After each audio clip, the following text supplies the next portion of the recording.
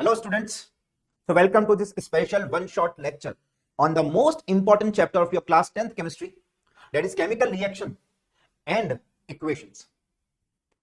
Guys, आज के session में हम ये पूरा चैप्टर एक ही क्लास में कवर करेंगे विथ कंप्लीट थियरी, सारे इंपॉर्टेंट केमिकल इक्वेशंस एंड सबसे ज्यादा जरूरी सीबीएसई बोर्ड में पूछे गए वो सारे टॉप सवाल विद देयर सॉल्यूशन जो कि सीबीएसई बोर्ड में बेटा बार बार रिपीट होते हैं। हो सकता है कि आपको इक्वेशंस को बैलेंस करना मुश्किल लगता होगा, या फिर जो टाइप्स ऑफ रिएक्शन है, कॉम्बिनेशन, डिकंपोजिशन, डिस्प्लेसमेंट, डबल डिस्प्लेसमेंट या फिर रेडॉक्स रिएक्शन, ये सारे कॉन्सेप्ट आपस में मिक्स हो जाते होंगे। Then guys, this is the session, trust me, it will change everything for this chapter for you. So एक नोटबुक ओपन कीजिए, फ्रेश पेज ओपन कीजिए and let's kickstart this super powerful one shot lecture on chemical reaction and equation, जहां पे आपके सारे concept clear होंगे, सारी chemical equation strong होंगी और वो सीबीएसई बोर्ड के प्रीवियस ईयर्स के क्वेश्चंस के थ्रू आप ये पूरा चैप्टर अच्छे से रिवाइज कर लेंगे। तो आइए बच्चों, अब हम हमारा ये चैप्टर चालू करते हैं। तो आइए बच्चों, अब हम हमारा ये चैप्टर चालू करते हैं। हम शुरुआत करेंगे with the definition of chemical reaction. तो गाइस, केमिकल रिएक्शंस का मतलब क्या होता है? केमिकल रिएक्शंस का मतलब होता है ये प्रोसेस ऑफ रीअरेंजमेंट है, जहां पे रिएक्टेंट पार्टिकल्स प्रोडक्ट पार्टिकल्स में कन्वर्ट हो जाते हैं और जो प्रोडक्ट साइड पे जो सब्सटेंसेस बनते हैं उनकी प्रॉपर्टीज जो होती है वो एंटायरली अलग होती है then the properties of the reactant particles. और जब रिएक्टेंट पार्टिकल्स प्रोडक्ट पार्टिकल्स में कन्वर्ट होते हैं तो रिएक्टेंट साइड पे जो स्पीशीज प्रेजेंट हैं उनमें जो इन्वॉल्व एटम्स हैं पहले उनके बॉन्ड्स ब्रेक होते हैं और जो प्रोडक्ट साइड पे स्पीशीज बनती हैं उनमें जो एटम्स इन्वॉल्व हैं उनके बीच में नए बॉन्ड्स की फॉर्मेशन होती है। So it's a process of rearrangement. तो गाइस, सबसे पहले आप इस डेफिनेशन को अच्छे से लिखिए कि it's a process of rearrangement of atoms when reactants are converted to products with entirely different properties, बिल्कुल अलग प्रॉपर्टीज होती है, by breaking and formation of bonds between the involved atoms leading to the formation of new substances. Right, तो ये process of rearrangement है जिसमें क्या होता है, रिएक्टेंट प्रोडक्ट्स में कन्वर्ट होते हैं और प्रोडक्ट्स की जो प्रॉपर्टीज होती है वो बिल्कुल अलग होती है then the properties of reactants. यहां पे जो कीवर्ड आपको एग्जाम में याद रखने, अच्छे से लिखने हैं, वो है रिएक्टेंट एंड प्रोडक्ट। तो रिएक्टेंट्स वो सब्सटेंसेस हैं जो कि रिएक्शन के अंदर पार्टिसिपेट करते हैं एंड प्रोडक्ट वो सब्सटेंसेस है बेटा जो कि इस पार्टिसिपेशन की वजह से प्रोड्यूस होते हैं। तो substances that are formed as a result of chemical reaction are known as products. इस डेफिनेशन को आप बहुत बढ़िया से लिखिएगा बिकॉज ये एग्जाम में आपसे पूछी जा सकती है। राइट, तो आई होप ये डेफिनेशन क्लियर हो गया होगा कि यहाँ पे एटम्स अपनी पोजीशन रीअरेंज कर देते हैं। जैसे अगर मैं आपको एग्जांपल के फॉर्म में बताऊं तो समझिए कि केमिकल रिएक्शन हो रही है जिसमें हाइड्रोजन और आयोडीन ये दोनों आपस में कंबाइन कर HI की फॉर्मेशन करते हैं। तो इस केस में होगा क्या, in between the two hydrogen atoms there is a chemical bond present, in between two iodine atoms वहां पे भी क्या होगा, दोनों के बीच में केमिकल बॉन्ड प्रेजेंट है। तो जब ये दोनों स्पीशीज आपस में रिएक्शन शो करेगी तब हाइड्रोजन एटम्स के बीच में जो बॉन्ड्स प्रेजेंट है बेटा, हाइड्रोजन एटम्स के बीच के जो बॉन्ड्स प्रेजेंट हैं ये बॉन्ड्स क्या करेंगे, टूटेंगे। तो ये टूटने वाले बॉन्ड्स को हमने कैसे शो किया, यूजिंग द डॉटेड लाइन। ये बॉन्ड्स अभी टूट रहे हैं। इन द सिमिलर मैनर जो दोनों आयोडीन के एटम्स हैं इनके बीच के जो बॉन्ड्स प्रेजेंट हैं वो भी क्या करेंगे, ब्रेक डाउन होंगे। At the same time, the bonds between hydrogen and iodine atoms will be formed. ठीक है, तो बेटा इस तरीके से दोनों हाइड्रोजन एटम्स के बीच के बॉन्ड्स ब्रेक होंगे, दोनों आयोडीन एटम्स के बीच के बॉन्ड्स ब्रेक होंगे, तो रिएक्टेंट मॉलिक्यूल्स के बीच के बॉन्ड्स ब्रेक हुए और एट द सेम टाइम जो प्रोडक्ट साइड पे स्पीशीज प्रेजेंट है दैट इज HI, तो HI के बीच में हाइड्रोजन और आयोडीन एटम्स के बीच में बॉन्ड्स की फॉर्मेशन होगी। इस तरीके से एज ए रिजल्टेंट हमें दो HI के मॉलिक्यूल्स मिल जाएंगे। ये सिर्फ आपके समझने के पर्सपेक्टिव से है कि कैसे एक केमिकल रिएक्शन अकर करती है। केमिकल रिएक्शन अकर करती है by breaking the bonds and by forming the bonds. Bonds break किसके होते हैं, रिएक्टेंट मॉलिक्यूल्स के बीच में। रिएक्टेंट मॉलिक्यूल में जो एटम्स इन्वॉल्व हैं उनके बॉन्ड्स ब्रेक होंगे और at the same time product side पे जो स्पीशीज प्रेजेंट है उनमें जो इन्वॉल्व एटम्स हैं उनके बीच के बॉन्ड्स फॉर्म होते हैं। तो this is how a chemical reaction proceeds. तो आई होप आपको ये डेफिनेशन क्लियर हो गया होगा और इस डेफिनेशन के थ्रू आप जब बोर्ड एग्जाम में आपसे इस पे सवाल पूछा जाएगा कि केमिकल रिएक्शन डिफाइन करो, आप ये डेफिनेशन काफी अच्छे से आप लिख पाएंगे, बिकॉज आपको भी क्लियर हो गया कि जब भी एक केमिकल रिएक्शन अकर करेगी, रिएक्टेंट प्रोडक्ट्स में कन्वर्ट होंगे, प्रोडक्ट्स की प्रॉपर्टीज बिल्कुल अलग होगी then the properties of reactant molecules. और ये रिएक्शन प्रोसीड कैसे करती है, रिएक्टेंट के पार्ट एटम्स के बीच में जो बॉन्ड्स प्रेजेंट है वो टूटेंगे, और जो प्रोडक्ट स्पीशीज बन रही है उनमें जो एटम्स प्रेजेंट है उनके बीच के बॉन्ड बनेंगे। राइट, आई होप ये डेफिनेशन आपको क्लियर हो गया होगा। ठीक है, जैसे फॉर एग्जांपल जब मैग्नीशियम को आप एयर में बर्न करते हैं, ठीक है, तब एक केमिकल रिएक्शन अकर करती है। इस केमिकल रिएक्शन में मैग्नीशियम, जब आप बात कर रहे हैं यहां पे एयर, ठीक है, एयर का मतलब होता है बेटा nitrogen and oxygen both. Air में मेजर कॉन्स्टिट्यूएंट कौन होते हैं, nitrogen and oxygen, but at normal temperatures इनमें से जो गैस रिएक्ट करती है that is oxygen gas. Nitrogen gas को रिएक्ट करवाने के लिए बहुत हाई टेम्परेचर चाहिए होता है। तो अभी जब भी आपके सामने एयर शब्द यूज किया जाएगा तो आप इसको एट नॉर्मल टेम्परेचर्स कंसिडर करेंगे कि ये कौन सी गैस है, ऑक्सीजन गैस है। तो गाइस मैग्नीशियम रिएक्ट करेगा विद ऑक्सीजन गैस और प्रोड्यूस करेगा मैग्नीशियम ऑक्साइड। तो इट्स अ केमिकल रिएक्शन जहां पे मैग्नीशियम और ऑक्सीजन के एटम्स आपस में एक दूसरे के साथ बॉन्ड्स बना रहे हैं और क्या फॉर्म कर रहे हैं, मैग्नीशियम ऑक्साइड की फॉर्मेशन कर रहे हैं। ड्यूरिंग दिस रिएक्शन हमें जो ऑब्जर्वेशन देखने को मिलती है वो ऐसा है कि मैग्नीशियम रिबन जब बर्न होता है देन ये प्रोड्यूस करता है व्हाइट डेजलिंग फ्लेम। ये क्या प्रोड्यूस करेगा बेटा, ये प्रोड्यूस करता है व्हाइट डेजलिंग फ्लेम। और क्या होगा, एक व्हाइट कलर का पाउडर बनेगा।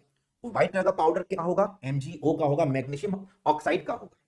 तो प्लीज ये रिएक्शन को याद रखिएगा कि मैग्नीशियम और ऑक्सीजन जब आपस में कंबाइन करते हैं तो क्या फॉर्म होगा, मैग्नीशियम ऑक्साइड फॉर्म होगा। ठीक है, और मैग्नीशियम ऑक्साइड का फॉर्मूला क्या होता है, MgO। राइट, और ये MgO का कलर कैसा होता है, ये एक व्हाइट कलर का पाउडर होता है। अब कभी कभी आपसे एग्जाम में ये भी पूछा जाएगा कि जब आपने मैग्नीशियम को एयर में बर्न किया उससे पहले आप इसे सैंड पेपर से रब करते हैं।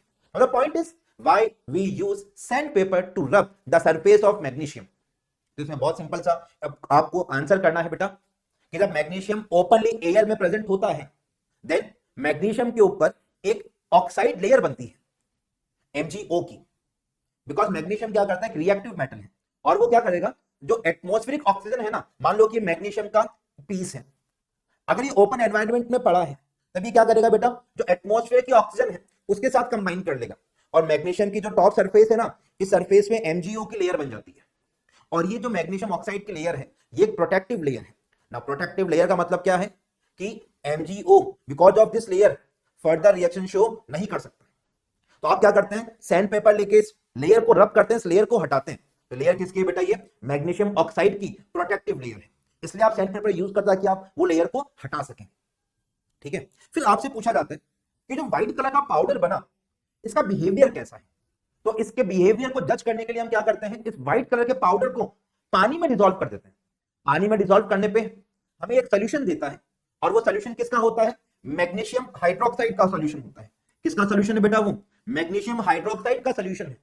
और मैग्नीशियम हाइड्रोक्साइड के सोल्यूशन को अगर आपको जज करना है कि ये एसिडिक है या फिर बेसिक है, तो इस केस में हम क्या यूज करते हैं बेटा, लिटमस पेपर का यूज करते हैं। हम एक रेड लिटमस पेपर और एक ब्लू लिटमस पेपर का यूज करते हैं। तो जब आप रेड लिटमस पेपर को मैग्नीशियम हाइड्रोक्साइड के सॉल्यूशन में डिप करेंगे it will turn to blue colour. And even जब आप एक ब्लू कलर के लिटमस पेपर को इस सॉल्यूशन में डिप करेंगे it will not change its colour, it will remain blue. तो इससे कंफर्म हो जाएगा कि मैग्नीशियम हाइड्रोक्साइड का जो सॉल्यूशन बना है इसका बिहेवियर कैसा है, बेसिक है। तो आपसे पूछा जाता है यहाँ पे कि जो व्हाइट पाउडर बना इसके सॉल्यूशन का बिहेवियर कैसा है, तो आपको आंसर क्या करना है बेटा, आपको आंसर करना है कि इसका बिहेवियर जो है बेसिक है। बिकॉज जब आप मैग्नीशियम ऑक्साइड के व्हाइट पाउडर को पानी में डिसॉल्व करेंगे तो एक मैग्नीशियम हाइड्रोक्साइड का सॉल्यूशन बनाएगा, जिसको जब आप लिटमस पेपर से टेस्ट करेंगे, रेड लिटमस पेपर लेकर इसे आप टेस्ट करेंगे, ब्लू लिटमस पेपर लेकर आप इसे टेस्ट करेंगे, लिटमस पेपर का कलर कैसा हो जाएगा, ब्लू हो जाएगा। तो इसे कंफर्म हो जाता है कि मैग्नीशियम ऑक्साइड के सॉल्यूशन का बिहेवियर कैसा है, बेसिक है। Am I clear with this thing, right. तो आपसे जो सवाल पूछे जा सकते हैं यहां से वो आपको मैंने कंफर्म किए। पहला आपसे ये इक्वेशन पूछी जा सकती है, इस इक्वेशन का बिहेवियर पूछा जा सकता है। अब देखिए यहां पे दो रिएक्टेंट पार्टिकल्स आपस में कंबाइन कर रहे हैं और क्या फॉर्म कर रहे हैं, एक सिंगल प्रोडक्ट फॉर्म कर रहे हैं MgO। तो गाइस ये बेसिक डेफिनेशन है फॉर कॉम्बिनेशन रिएक्शन, जिसे हम अभी आगे डिटेल में कवर करेंगे कि जब दो या दो से ज्यादा रिएक्टेंट पार्टिकल्स आपस में कंबाइन करके एक सिंगल प्रोडक्ट बनाते हैं, तब उस रिएक्शन का नाम क्या कहलाता है? कॉम्बिनेशन रिएक्शन कहलाता है। तो ये रिएक्शन एक कॉम्बिनेशन रिएक्शन है। इस कॉम्बिनेशन रिएक्शन में एक ऑक्साइड बनेगा, उसका फॉर्मूला MgO होगा। वो एक व्हाइट कलर का पाउडर होता है। सैंड पेपर यूज करते हैं ताकि जो मैग्नीशियम के ऊपर उसके ऑक्साइड की प्रोटेक्टिव लेयर है आप उसे हटा सके। और इस व्हाइट कलर के पाउडर को जब आप पानी में डिसॉल्व करते हैं तो ये सॉल्यूशन बनाता है मैग्नीशियम हाइड्रोक्साइड का, जो कि नेचर में कैसा होता है? बेसिक होता है। और आप इसे जज कैसे करते हैं, टेस्ट कैसे करते हैं? आप बेटा आप इसे टेस्ट करते हैं यूजिंग लिटमस पेपर, राइट? तो ये सारे इंपॉर्टेंट सवाल इस स्लाइड से जो पूछे जा सकते हैं वो आपके सामने मैंने प्रोड्यूस किया है। नाउ अब एक सवाल आपसे जो CBSE ने 2025 में पूछा था, अब ये सवाल ये बात कर रहे हैं कि इनमें से कौन सी केमिकल रिएक्शन नहीं है। ठीक है, नाउ जब बात आती है इनमें से कौन सी केमिकल रिएक्शन नहीं है, तो हम ये भी सोच सकते हैं कि इनमें से कौन सा एक चेंज फिजिकल चेंज है, राइट? तो फिजिकल चेंज में क्या होता है? फिजिकल चेंज में कोई भी नए सब्सटेंस की फॉर्मेशन नहीं होती, राइट? सिर्फ और सिर्फ उनकी फिजिकल प्रॉपर्टीज बदलती है। फिजिकल चेंज में स्टेट बदल सकती है। कोई सब्सटेंस सॉलिड से लिक्विड, लिक्विड से गैस, गैस से लिक्विड, लिक्विड से सॉलिड में कन्वर्ट हो जाएगा, तो आप उसे फिजिकल चेंज बोलेंगे। And out of all these four option, the fourth option we said melting of glacier, मतलब बर्फ का पिघलना। ऑब्वियसली बात है, बर्फ का पिघलना एक फिजिकल चेंज है, ये केमिकल चेंज नहीं है। अगर आप मिल्क को ओपन में लेफ्ट कर देंगे in the summer season at the room temperature, हमने ये चीज ऑब्जर्व की होगी कि दूध फट जाता है, तो it's a chemical change. Grapes का fermentation, it's a chemical change. या फिर आयरन नेल को जब आप ह्यूमिड एटमॉस्फेयर में एक्सपोज कर देंगे for some time, we know कि इस पर रस्ट की फॉर्मेशन हो जाती है, and formation of rust over the iron nail is also a chemical change, right? तो एकमात्र ऑप्शन जो इस सवाल को सूट करता है that is melting of glacier. ठीक है बेटा? तो नाउ नेक्स्ट है कि केमिकल रिएक्शंस के कैरेक्टरिस्टिक्स क्या क्या है, मतलब what are the things we observe जब एक केमिकल रिएक्शन अकर करती है। तो थिंग्स वी ऑब्जर्व जब एक केमिकल रिएक्शन अकर करती है कि वहां पे स्टेट बदल सकता है, मतलब सॉलिड लिक्विड में, लिक्विड सॉलिड में, लिक्विड गैस में, गैस सॉलिड में, ये चेंज ऑफ स्टेट हो सकता है। चेंज इन टेम्परेचर हो सकता है। तो दो टाइप के रिएक्शन होते हैं जब चेंज इन टेम्परेचर अकर होता है, एक्सोथर्मिक एंड एंडोथर्मिक रिएक्शन। कोई गैस इवॉल्व हो सकती है, तो नॉट नेसेसरी हर रिएक्शन में गैस इवॉल्व हो सकती है। ठीक है, इनमें से कोई एक हो सकता है। Then change in colour, colour भी में भी बदलाव आ सकता है, लेकिन गाइस अभी भी ये कंपलसरी नहीं है कि चेंज इन कलर भी हमेशा आएगा, राइट? तो इनमें से कुछ कोई भी एक चेंज अगर आपको ऑब्जर्व होता है तो आप बोलेंगे कि वो रिएक्शन कैसे, उस रिएक्शन में क्या हो रहा है बेटा? नया सब्सटेंस प्रोड्यूस हो रहा है, राइट? तो ये वो characteristics of a chemical reaction है, change in temperature, change in state, evolution of gas and change in colours. तो आइए एक एक करके अब इन सारे चेंजेस को स्टडी करते हैं। तो सबसे पहले है गैस का फॉर्मेशन। तो जब भी गैस फॉर्म होगी तो आपको वहां पे गैस के बबल्स निकलते हुए दिखाई देंगे फ्रॉम द केमिकल रिएक्शन, जहां पे भी आप वो रिएक्शन करवा रहे हैं। ठीक है, जैसे अब आपके एक्टिविटी के फॉर्म में मैंने पूरी कोशिश की है कि सारे एक्टिविटीज आपके कवर हो जाए। जब आप ये पूरा चैप्टर पढ़ लोगे ना, व्हाट यू विल फाइंड कि बेटा सारे एक्टिविटीज 100% कवर्ड है। तो ये वन ऑफ द एक्टिविटी है जो कि आपसे ये पूछता है कि जब आप जिंक की रिएक्शन डाइल्यूटेड HCl या फिर डाइल्यूटेड H2SO4 से कराओगे तब क्या होगा। तो जब जिंक रिएक्ट करेगा with HCl that is hydrochloric acid और या फिर सल्फ्यूरिक एसिड H2SO4, बेटा ये प्रोड्यूस करता है उस केस में हाइड्रोजन गैस। कौन सी गैस प्रोड्यूस करेगा? ये हाइड्रोजन गैस प्रोड्यूस करेगा। एग्जाम में आपसे इसका केमिकल इक्वेशन भी पूछा जाता है, तो अच्छे से केमिकल इक्वेशन को समझिए कि zinc plus H2SO4 will give zinc sulphate plus hydrogen gas. ठीक है, स्टेट पे भी ध्यान रखिएगा, जिंक सॉलिड लिखना होगा, H2SO4 एक्वस बिकॉज ये वाटर में डिसॉल्व है। और जब वाटर हमारा सॉल्वेंट होता है तब हम जो भी सब्सटेंसेस वाटर सॉल्युबल होते हैं उनके लिए जो स्टेट पुट अप करते हैं that is AQ denotes aqueous. Then zinc sulphate के लिए भी स्टेट क्या है? एक्वस। तो ये शो करता है कि जिंक सल्फेट क्या है? वाटर सॉल्युबल सब्सटेंस है, जो प्रोड्यूस हुआ है सब्सटेंस वो वाटर सॉल्युबल है और हाइड्रोजन गैस इवॉल्व हुई है। इस रिएक्शन का एक बिहेवियर आपसे और पूछा जाता है कि बताइए ये रिएक्शन का नेचर कैसा है, ये एंडोथर्मिक है या फिर एक्सोथर्मिक है? तो गाइस याद रखिएगा ये रिएक्शन कैसी है? एक एक्सोथर्मिक रिएक्शन है। ठीक है, तो मैं वो बोर्ड के सारे एंगल किसी भी टॉपिक से वो सारे सवाल जो आपसे पूछे जा सकते हैं वो एक एक सवाल मैं आपको यहां पे जब वो टॉपिक की थ्योरी में आपको कवर करा रहा हूं तो एक्सपेक्टेड सवाल भी मैं आपको कवर करवा रहा हूं, राइट। तो क्या क्या पूछ सकते हैं यहाँ पे कि जब जिंक H2SO4 या HCl से रिएक्ट करेगा तो कौन सी गैस प्रोड्यूस होगी, हाइड्रोजन गैस। इक्वेशन पूछ सकते हैं और ये पूछ सकते हैं कि इसका बिहेवियर कैसा है, तो हम बोलेंगे कि एक एक्सोथर्मिक रिएक्शन है, ठीक है। Next, change in colour.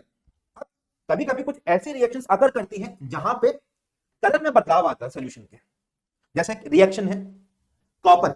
अब हमें पता है कि नॉर्मली कॉपर जो होता है वो रेडिश ब्राउन कलर का दिखता है, ठीक है, वो कुछ इस कलर का दिखता है। लेकिन जब आप कॉपर को बर्न करते हैं ओवर अ फ्लेम, तो ये फ्लेम में ऑक्सीजन गैस प्रेजेंट है, ये ऑक्सीजन गैस के साथ कंबाइन करता है और फॉर्म करता है कॉपर ऑक्साइड।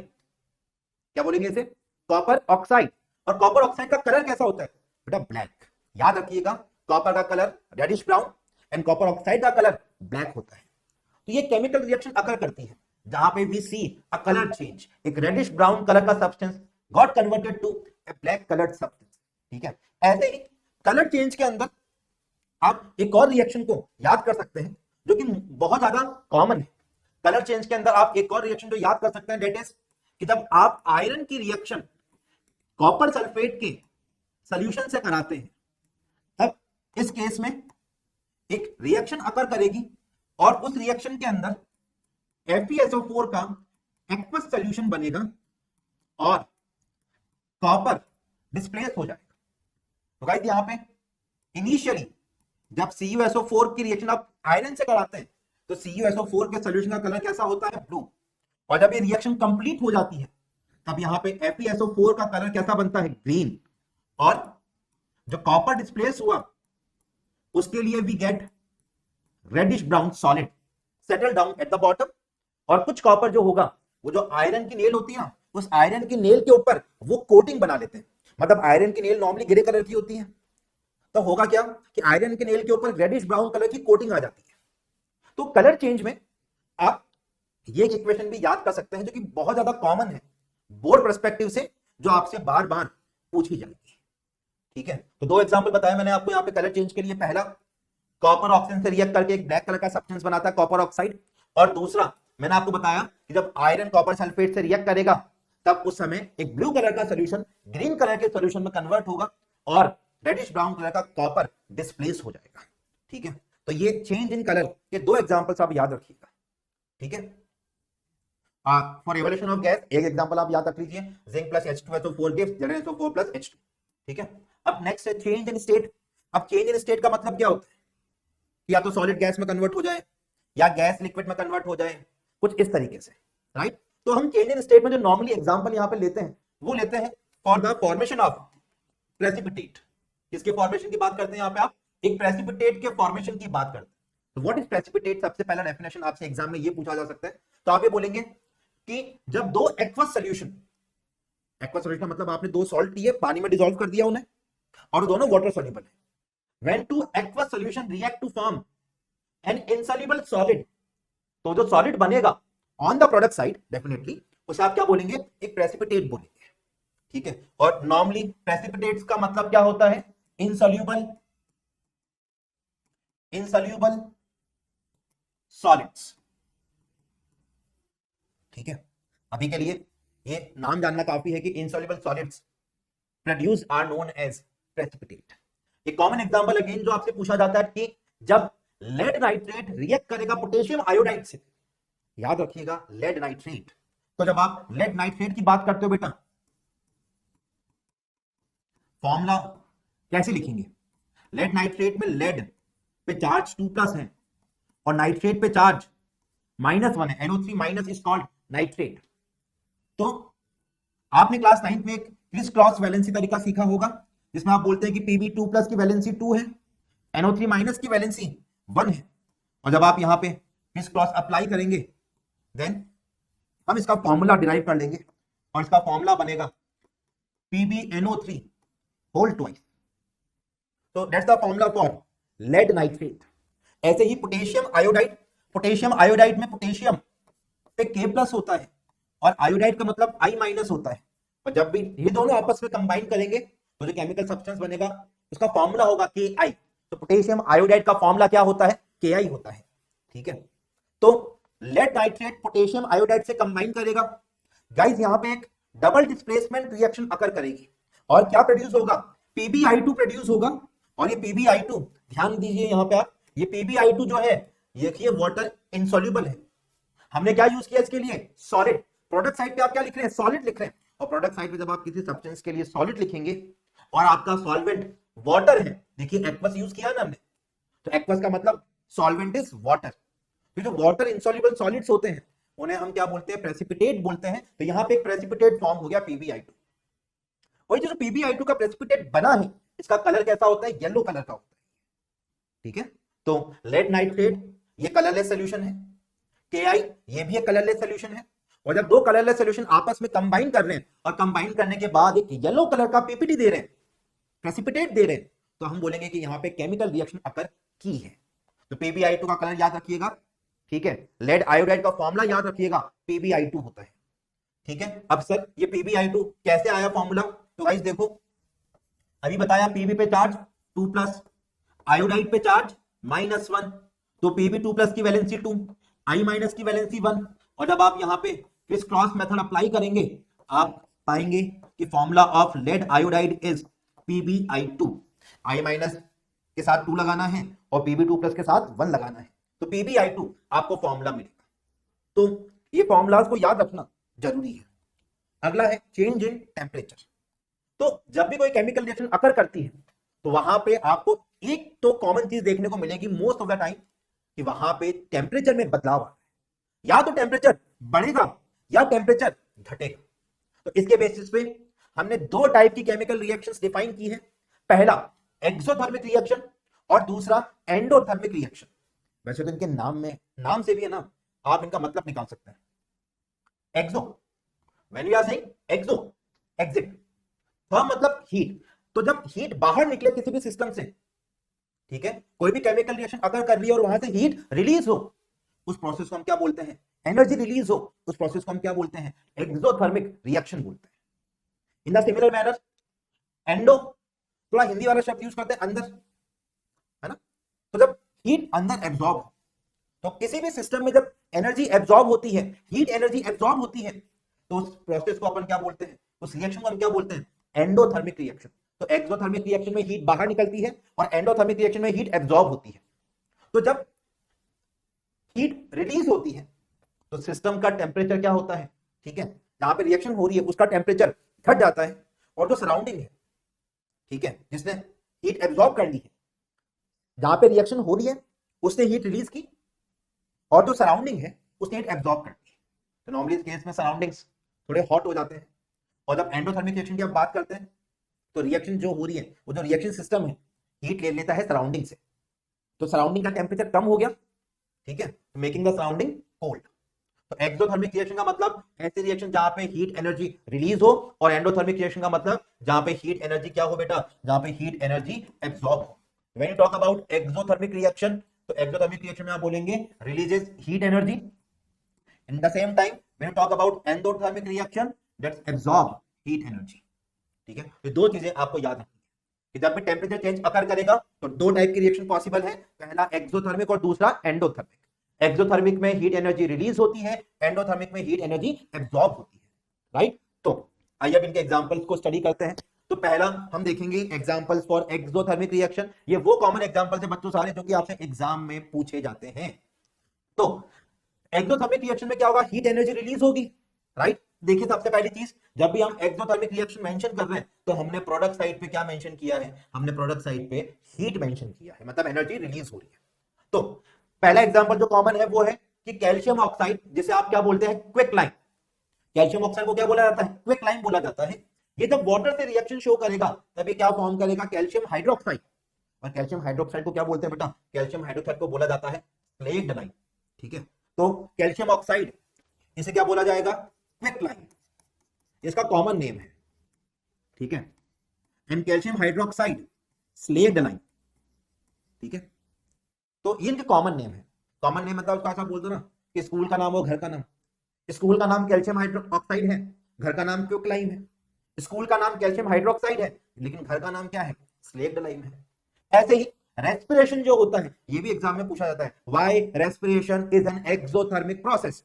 तो रेस्पिरेशन भी क्या होता है बेटा, एक एक्सोथर्मिक प्रोसेस है। तो मेरी बात को बहुत ध्यान से सुनिएगा कि मैं क्यों रेस्पिरेशन को एक एक्सोथर्मिक रिएक्शन बोल रहा हूं। तो नॉर्मली होता क्या है, हम जो खाना खाते हैं, the food which we have, ये हमें एनर्जी प्रोवाइड करता है। अभी एनर्जी आई कहां से, तो जो हमने खाना खाया, ठीक है, वो डिकम्पोज होके छोटे छोटे सब्सटेंसेस में कन्वर्ट हो जाता है, राइट। और वो छोटे छोटे सब्सटेंसेस जब हम रेस्पिरेशन से O2 गैस को इनहेल करते हैं, तो वो O2 गैस वो सब्सटेंसेस से रिएक्शन शो करता है और एनर्जी प्रोड्यूस करता है, राइट। जैसे rice, potatoes, they all are carbohydrates.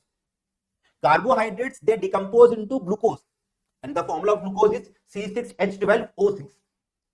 Now this glucose will combine with oxygen. That's a combustion reaction. कोई भी जब रिएक्शन नॉर्मली आप O2 से करवाते हैं तो इसे आप क्या बोलते हैं, कंबशन रिएक्शन बोलते हैं। तो ग्लूकोज जब ऑक्सीजन से रिएक्शन शो करता है, तब ये प्रोड्यूस करता है CO2, कार्बन डाइऑक्साइड, जो आप एक्सहेल करते हैं CO2 गैस को, वाटर और हीट एनर्जी भी ये रिलीज करता है। That is why respiration is an exothermic process, because जो फूड आपने इंटेक किया वो इनहेल्ड O2 से कंबाइन करके CO2 गैस रिलीज करता है, जो कि आप एक्सहेल करते हैं, और साथ ही में हीट एनर्जी इस रिएक्शन में प्रोड्यूस होती है। And the last one is, जो कि ये भी कॉमन है, कि decomposition of vegetable matter into compost. जो वेजिटेबल सब्जियां होती है ना, राइट, वो जब खाद में कन्वर्ट होती है, फर्टिलाइजर में कन्वर्ट होती है, वो प्रोसेस कैसा होता है, एक एक्सोथर्मिक प्रोसेस होता है। तो 3 कॉमन एग्जांपल्स हैं जो आपसे पूछे जाते हैं। Then examples of endothermic reaction. Guys, endothermic का मतलब क्या होता है, हीट एनर्जी एब्सॉर्ब होती है, मतलब आप सब्सटेंस को क्या करेंगे, यहां पे तोड़ेंगे नॉर्मली, ठीक है। तो पहला एग्जांपल है decomposition of calcium carbonate.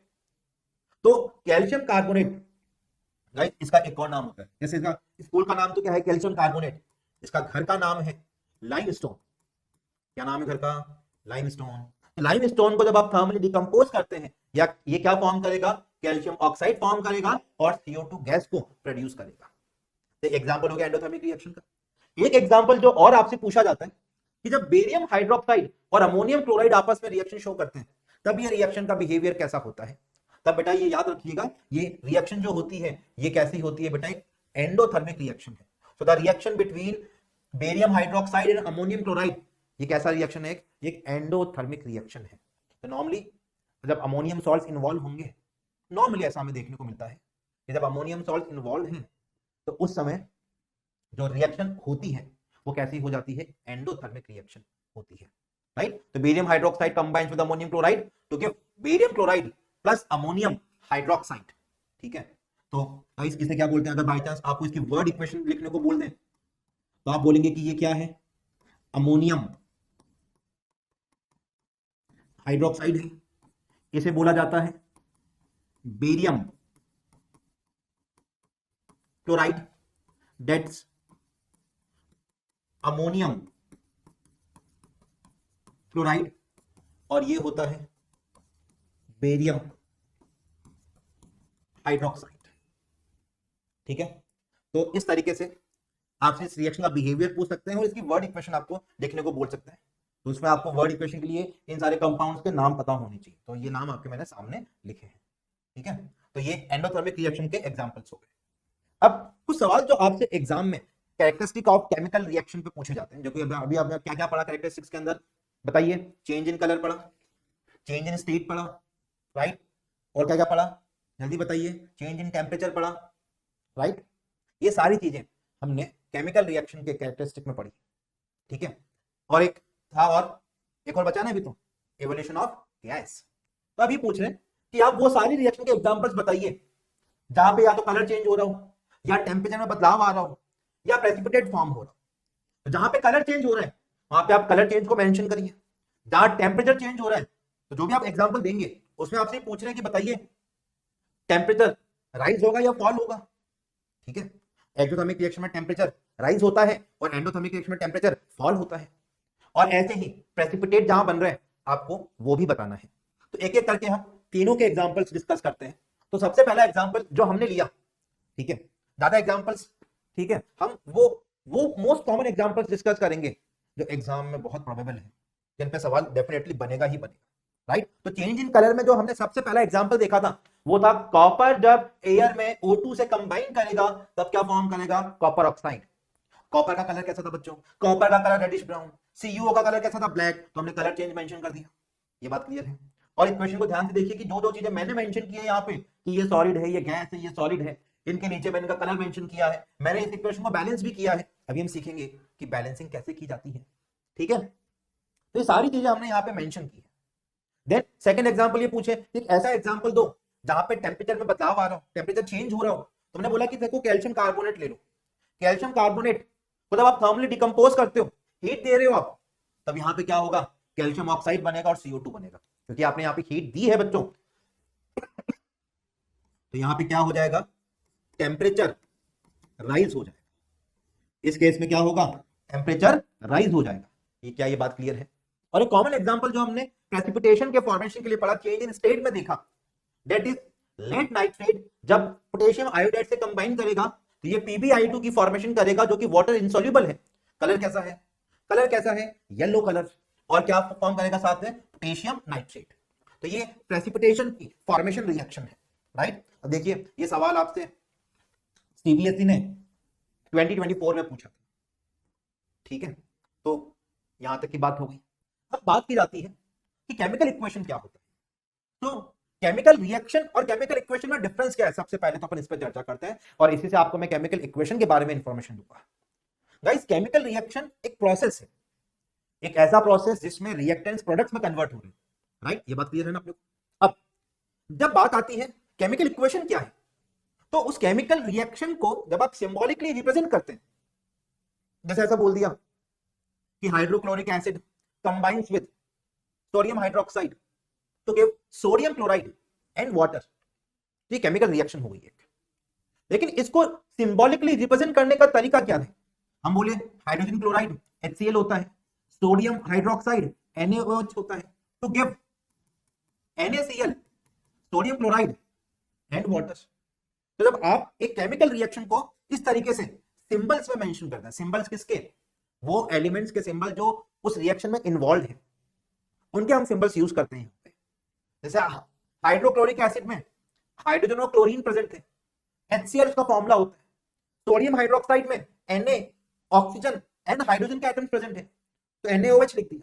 Sodium chloride NaCl होता है, फॉर्मूला लिख दिया, सिंबॉलिकली उसे लिखा है यहाँ पे, राइट। तो जब आप किसी भी केमिकल रिएक्शन को सिंबॉलिकली रिप्रेजेंट करते हैं in the form of the chemical formulas of the species involve, तब आप उसे क्या बोलेंगे, केमिकल इक्वेशन बोलेंगे। तो chemical equation is a symbolic representation of a chemical reaction, जहां पे आप रिएक्टेंट्स को कहां लिखते हैं, लेफ्ट हैंड साइड पे लिखते हैं, प्रोडक्ट्स को कहां लिखते हैं, राइट हैंड साइड पे लिखते हैं। और रिएक्टेंट्स से प्रोडक्ट्स का जो कन्वर्जन है उसको शो करने के लिए क्या यूज करते हैं, एरो यूज करते हैं, ठीक है। गाइस, यहाँ पे सिंबॉलिक रिप्रेजेंटेशन का मतलब आई होप क्लियर होगा आप लोगों को कि जो स्पीशीज रिएक्शन में इन्वॉल्व हैं, रिएक्टेंट साइड पे और प्रोडक्ट साइड पे, आप उनका केमिकल फॉर्मूला यूज करते हैं, that is called symbolic representation, right. तो जब एग्जाम में कॉपी चेकिंग जब होती है ना, तो वो कीवर्ड्स को सेलेक्ट करते हैं। तो ये कीवर्ड ध्यान रखिएगा, ये कीवर्ड क्या है यहाँ पे, symbolic representation of a chemical reaction, ठीक है। इसे आप केमिकल इक्वेशन बोलते हैं। तो जैसे एग्जांपल अपन ने लिखा कि हाइड्रोजन जब ऑक्सीजन से कंबाइन करेगा क्या फॉर्म करेगा, वाटर फॉर्म करेगा। तो ये केमिकल रिएक्शन का डिस्क्रिप्शन हो गया कि हाइड्रोजन और ऑक्सीजन आपस में कंबाइन कर रहे हैं और वाटर की फॉर्मेशन करते हैं। तो अब इसको सिंबॉलिकली कैसे लिखेंगे, बेटा हाइड्रोजन गैस का फॉर्मूला H2 होता है, ऑक्सीजन गैस का फॉर्मूला O2 होता है और वाटर का फॉर्मूला H2O होता है। H2 गैसियस फॉर्म में होती है, O2 गैसियस फॉर्म में होती है और H2O लिक्विड फॉर्म में होता है, राइट। तो इस तरीके से आपने इसको सिंबॉलिकली लिख दिया। तो ये क्या डिनोट कर रहा है बेटा, ये डिनोट कर रहा है एक केमिकल इक्वेशन को। What is this, this is a chemical equation.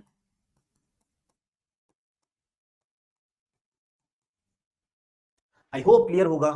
Chemical equation का मतलब क्या है, symbolic representation of a chemical reaction, okay. अच्छा, एक और चीज जो अपन यहाँ पे जानते थे कि रिएक्टेंट्स क्या होते हैं, तो देखिए लेफ्ट हैंड साइड, ये मेरा left hand side, left hand side arrow के लेफ्ट हैंड साइड पे क्या लिखे हैं, रिएक्टेंट। तो देखिए आपने यहाँ क्या मेंशन किए हैं, ये रिएक्टेंट्स हैं।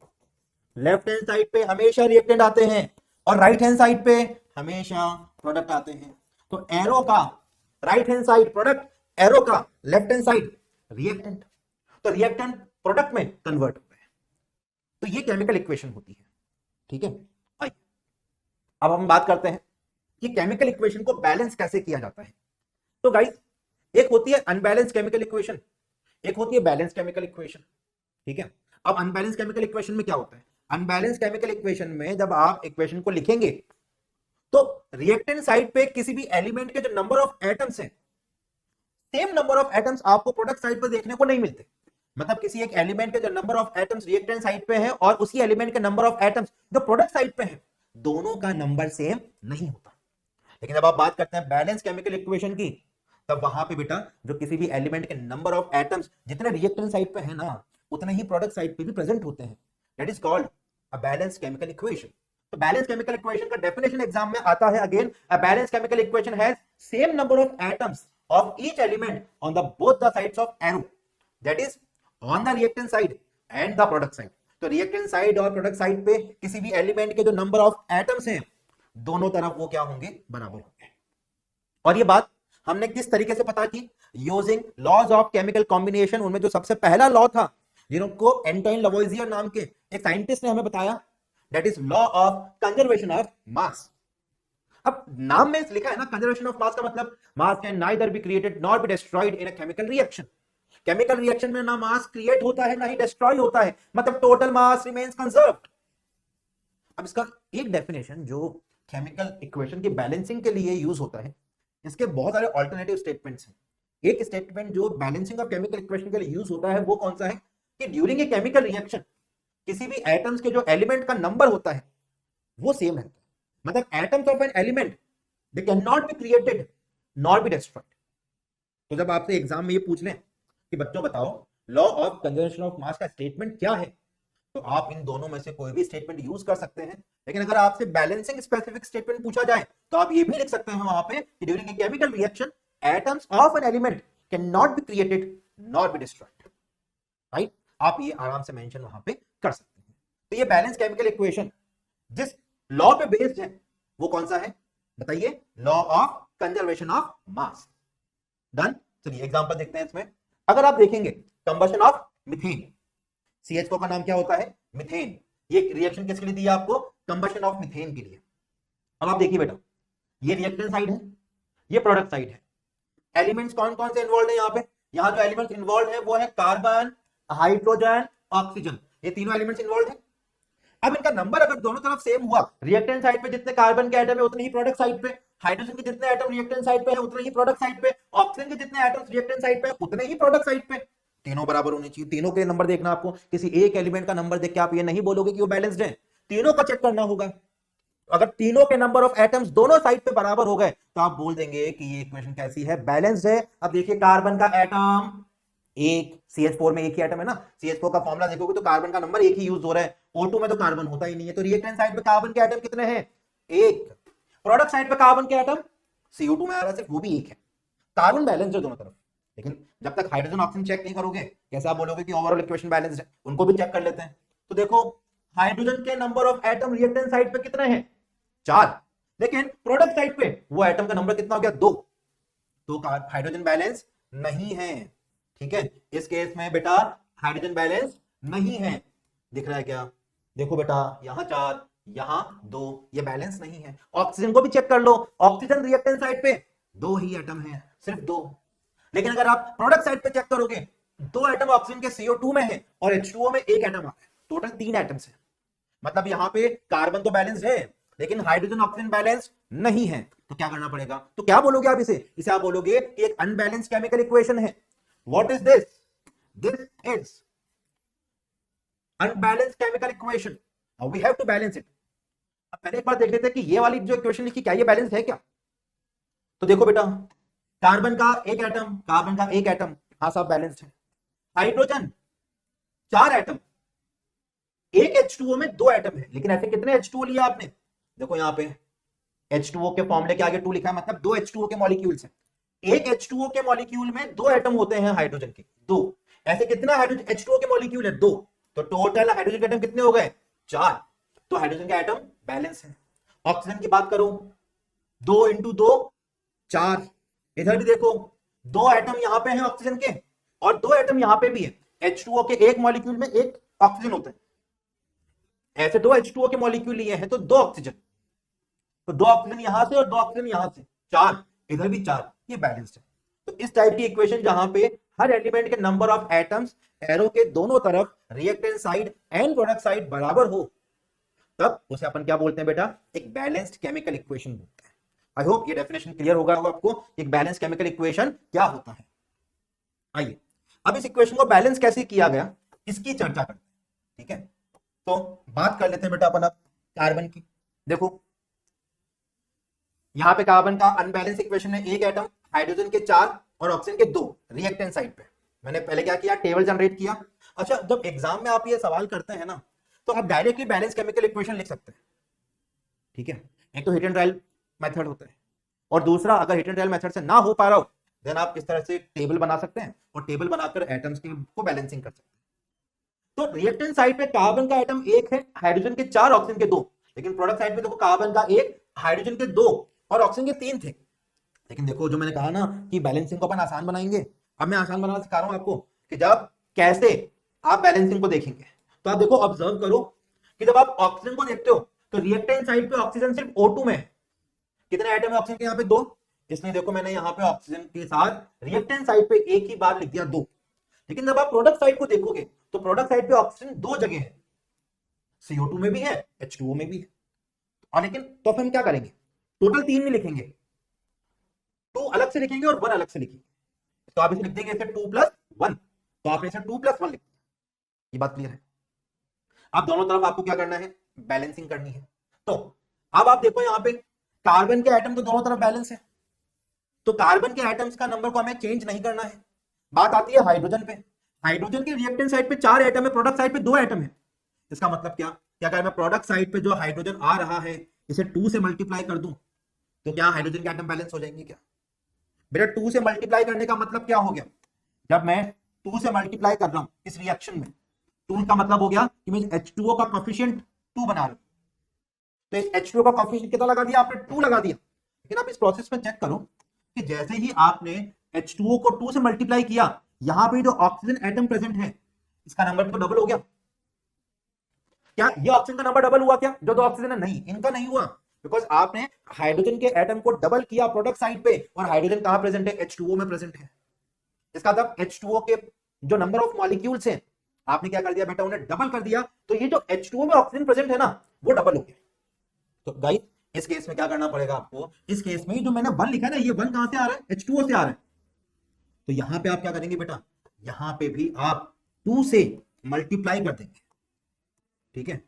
इस 1 को आप 2 से मल्टीप्लाई कर दोगे, ताकि जो हाइड्रोजन को डबल करने के लिए प्रोडक्ट साइड पे 2 से मल्टीप्लाई किया, वो H2O में किया था, और H2O में जो ऑक्सीजन है वो भी डबल हो गया, इसलिए 2 से मल्टीप्लाई किया, सिर्फ 1 को, इसको नहीं किया, बिकॉज CO2 का पार्ट है। अब आप देखिए इस तरीके से जब आप बैलेंस करने जा रहे हैं, इस तरीके से बैलेंस करने पे हाइड्रोजन बैलेंस हो गया, कार्बन बैलेंस हो गया, ऑक्सीजन का नंबर आता है, तो ऑक्सीजन के टोटल एटम्स अब कितने हो गए, 3 नहीं रहे, 4 हो गए, तो 2 से मल्टीप्लाई किया ना, 4 हो चुके हैं। तो 2 + 2 कितना हो गया, 4 हो गया। जैसे आपने 2 से मल्टीप्लाई किया ताकि ये भी 4 हो जाए, मतलब ये 2 कहां मल्टीप्लाई हुआ बेटा, रिएक्टेंट साइड पे जो ऑक्सीजन है, तो उसका कोफिशिएंट कितना हो जाएगा, अब यहाँ पे 2 हो जाएगा। अब आप चेक करो क्या ये दोनों इक्वेशंस सेम लग रही है आपको, बिल्कुल हाँ, ये दोनों इक्वेशंस क्या है, सेम है, राइट। तो इसलिए जब आप इसको इस तरीके से लिख देंगे तो आप बोलेंगे देयरफॉर जो इसकी बैलेंस केमिकल इक्वेशन है,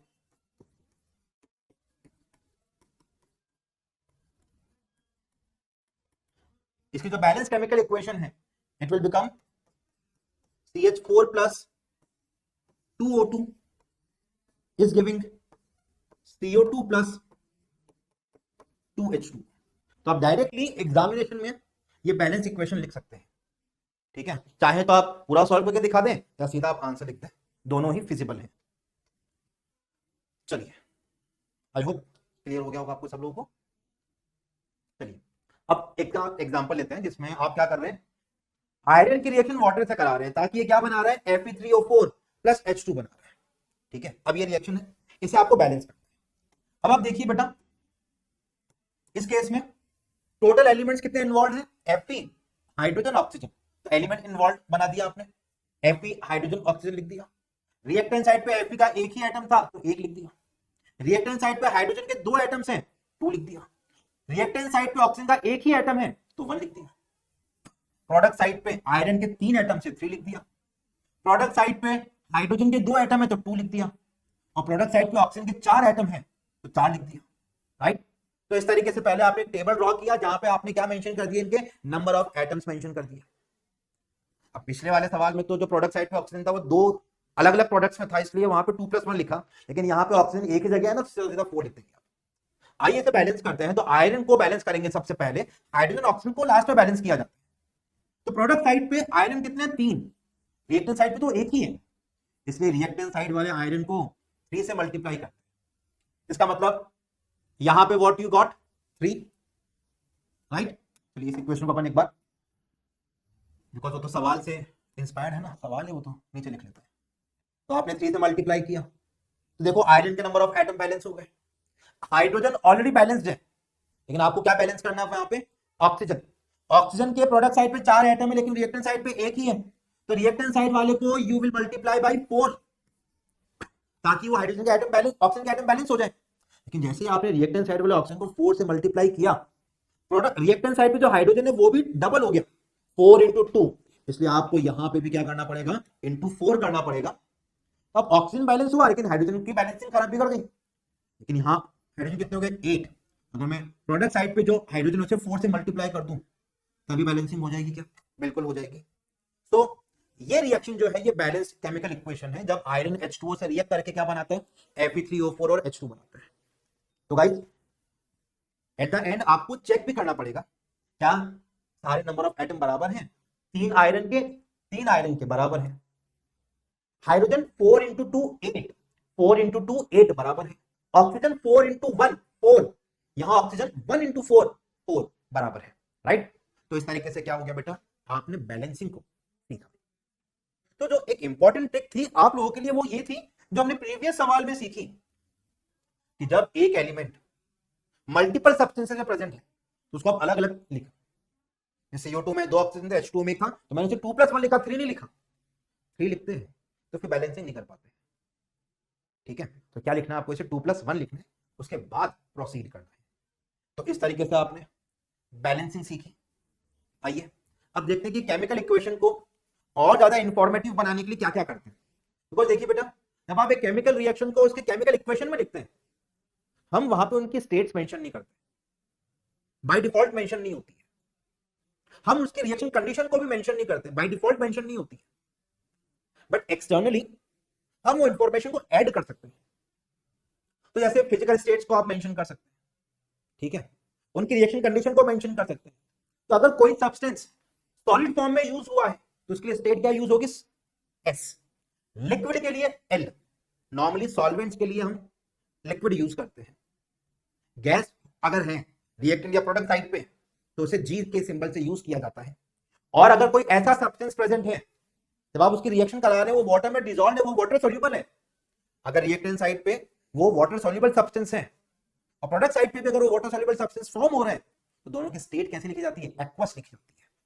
जैसे इस पर्टिकुलर सवाल में जब हमने Fe लिया था, आयरन लिया था, वो सॉलिड फॉर्म में था इसलिए सॉलिड लिखा। आयरन जो होता है बेटा वो अमूमन जो होता है वो वाटर से लिक्विड फॉर्म में रिएक्शन शो नहीं करता, उसके लिए हमें चाहिए क्या चीज, गैसियस वाटर, स्टीम चाहिए होती है, इसलिए स्टेट G लिखा है यहाँ पे।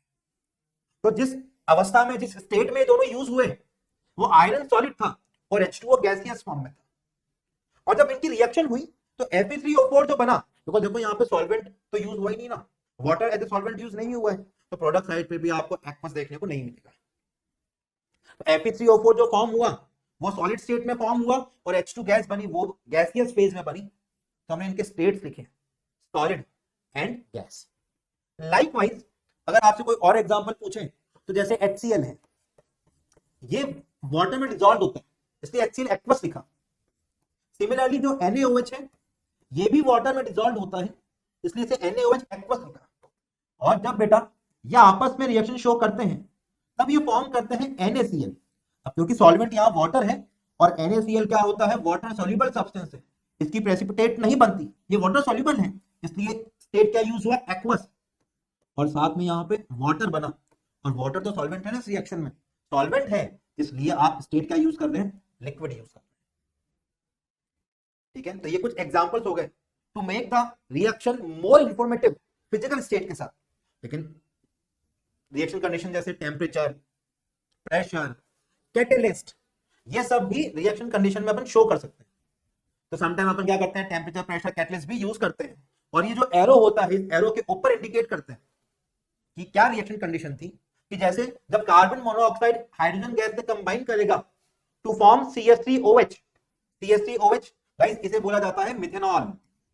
क्या बोलते हैं इसे, मिथेनॉल। तो ये मिथेनॉल की फॉर्मेशन करते हैं।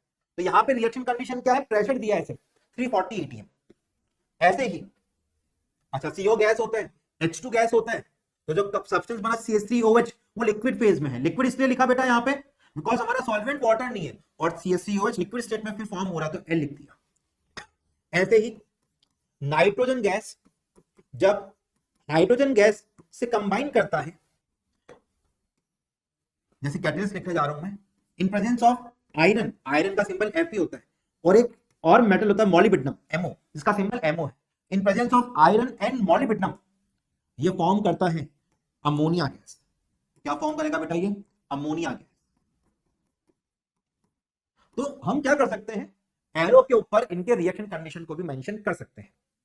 ठीक है, तो एरो के ऊपर हमने क्या किया, इनके रिएक्शन कंडीशन मेंशन कर दिए हैं। राइट, चलिए, तो to make reaction more informative आप क्या करते हैं, फिजिकल स्टेट्स का यूज करते हैं, और आप क्या करते हैं बेटा, एरो के ऊपर उनके रिएक्शन कंडीशन को भी मेंशन कर सकते हैं। अब जैसे कुछ सवाल इन्होंने पूछे जो CBSE 2023 का ये पहला सवाल है। इनमें बोल रहे हैं कि जब जिंक H2SO4 से रिएक्शन शो करेगा तब वो जिंक सल्फेट बनाता है और हाइड्रोजन बनाता है। लेकिन इन्होंने बोला कि यहाँ पे जो स्टेट दिए है ना जिंक सल्फेट के और H2 के, वो X और Y के फॉर्म में है। आपको आइडेंटिफाई करना है कि X और Y क्या है। तो हमने ये रिएक्शन अभी एवोल्यूशन ऑफ गैस में पढ़ी थी, और वहां बोला था कि जब जिंक H2SO4 से रिएक्ट करता है तो वो हाइड्रोजन गैस प्रोड्यूस करता है।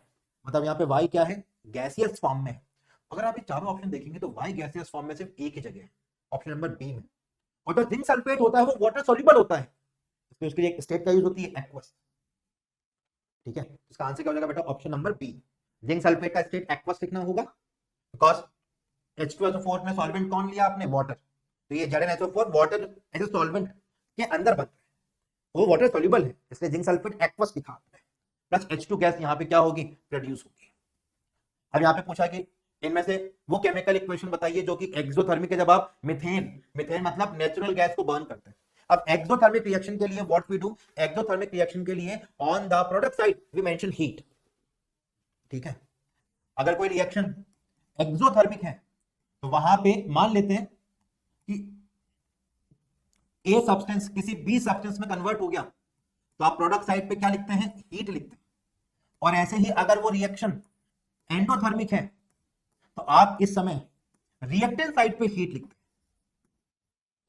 तो यहां पे इन्होंने मेंशन किया है अपने को एक्सोथर्मिक रिएक्शन बताओ, तो डेफिनेटली हमारा ध्यान वो ऑप्शंस पे जाएगा जहां पे हीट एनर्जी प्रोडक्ट साइड पे लिखी है, वो ऑप्शन नंबर बी और डी में है। इनको बैलेंसिंग चेक करनी है, तो देखो बेटा यहाँ कार्बन का एक एटम है, इधर भी कार्बन का एक ही एटम है, इधर हाइड्रोजन के 4 एटम, इधर भी हाइड्रोजन के 4 एटम है, और इधर ऑक्सीजन के 4 एटम, इधर भी ऑक्सीजन के 2 + 2 यहाँ से 4। तो ये इसके बैलेंस केमिकल इक्वेशन है। ठीक है, दोनों तरफ आपने क्या किया, नंबर ऑफ एटम्स को चेक कर लिया क्या बैलेंस है क्या। और ये एक्सो था इसलिए प्रोडक्ट साइड पे आपने एनर्जी को देखा, क्या एनर्जी कहां लिखी है, CBSE 2025 में पूछा गया सवाल है। तो आइए अब हम अगले सवाल पे चलते हैं।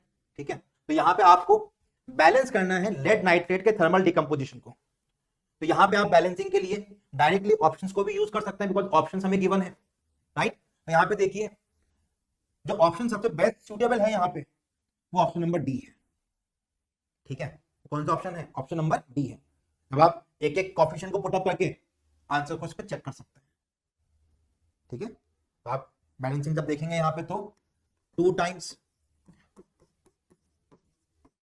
lead nitrate is giving 2 PbO plus 4 NO2 plus O2। ये इसकी बैलेंस केमिकल इक्वेशन है। ठीक है बच्चों, तो इस तरीके से आप ऑप्शन चेक करके इसे बैलेंसिंग कर सकते हैं। चलिए, अब अगला आपसे पूछा है कि why do we balance a chemical equation, इसमें जो लॉ यूज हो रहा है वो लॉ बताइए और इस केमिकल इक्वेशन को बैलेंस भी कीजिए। ठीक है, तो why do we balance the chemical equation? हम केमिकल इक्वेशन को बैलेंस इसलिए करते हैं ताकि रिएक्टेंट साइड और प्रोडक्ट साइड पे जो किसी भी एलिमेंट के नंबर ऑफ एटम्स हैं दोनों तरफ बराबर रहे। क्यों? Because law of conservation of mass इस बात को हमें स्टेट करता है।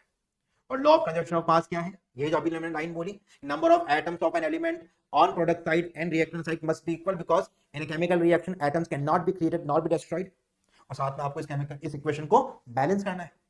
ठीक है, तो आइए सबसे पहले आंसर देखते हैं इसका। तो chemical equation is balance so that number of atoms of each type involved in a chemical reaction are the same on the reactant side and the product side of the equation। ये आपको बोला मैंने कि chemical equation को balance क्यों करते हैं? ताकि नंबर ऑफ एटम्स जो हर एलिमेंट के यूज हो रहे हैं रिएक्टेंट साइड और प्रोडक्ट साइड पे वो सेम हो। कौन सा लॉ इस बात को बोलता है? इस बात को बोला जाता है by using law of conservation of mass, जो कि हमें ये स्टेट करता है कि atoms of an element can not be created not be destroyed in a chemical reaction. Atoms they cannot be created nor be destroyed in a chemical reaction। और ये बेटा इसकी बैलेंसिंग है। देखिए बैलेंसिंग के अंदर अगर डायरेक्टली बैलेंस करें तो यहाँ पे जिंक के कितने आइटम से 3, तो यहाँ पे वी आर पुटिंग 3, राइट। तो जिंक के आइटम बैलेंस हो गए। यहाँ फॉस्फेट कितने हैं? 2, PO4 के 2 हैं, तो यहाँ पे आपने 2 कोफिशिएंट लगा दिया। ऐसे टोटल हाइड्रोजन कितने हो गए? 6, तो यहाँ पे आपने 3 कोफिशिएंट लगा दिया।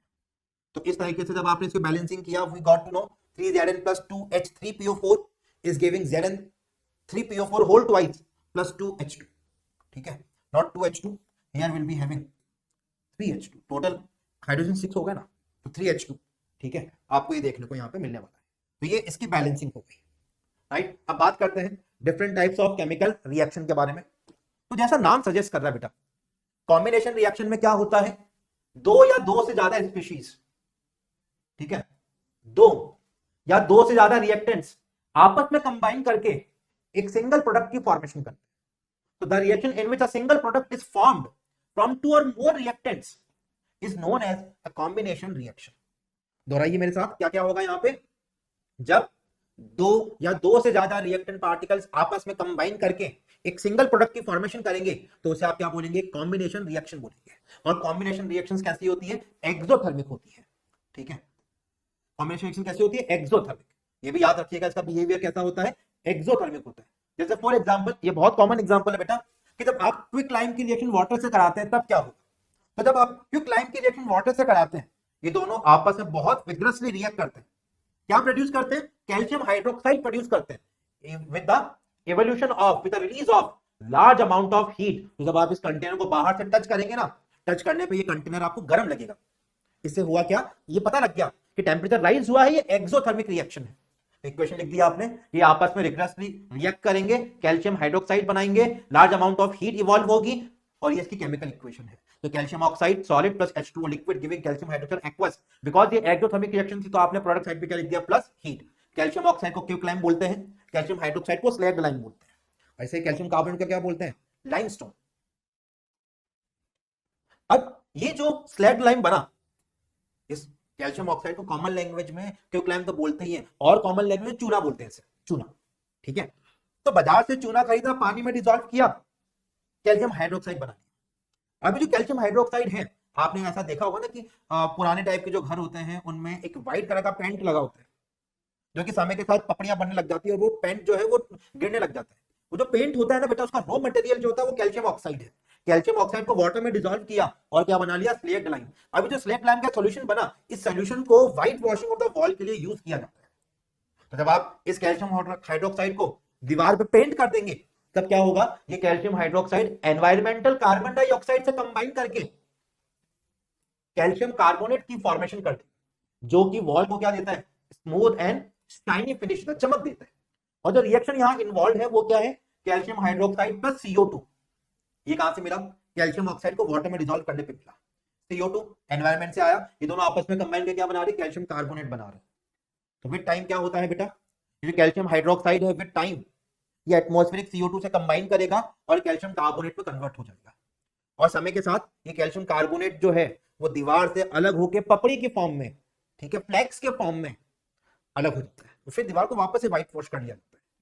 ठीक है, तो इससे रिलेटेड आपके एनसीईआरटी में एक सवाल है, वो ये पूछते हैं आपसे कि एक सब्सटेंस एक्स यूज हुआ है व्हाइट वॉशिंग के लिए, A solution of substance X is used for white washing.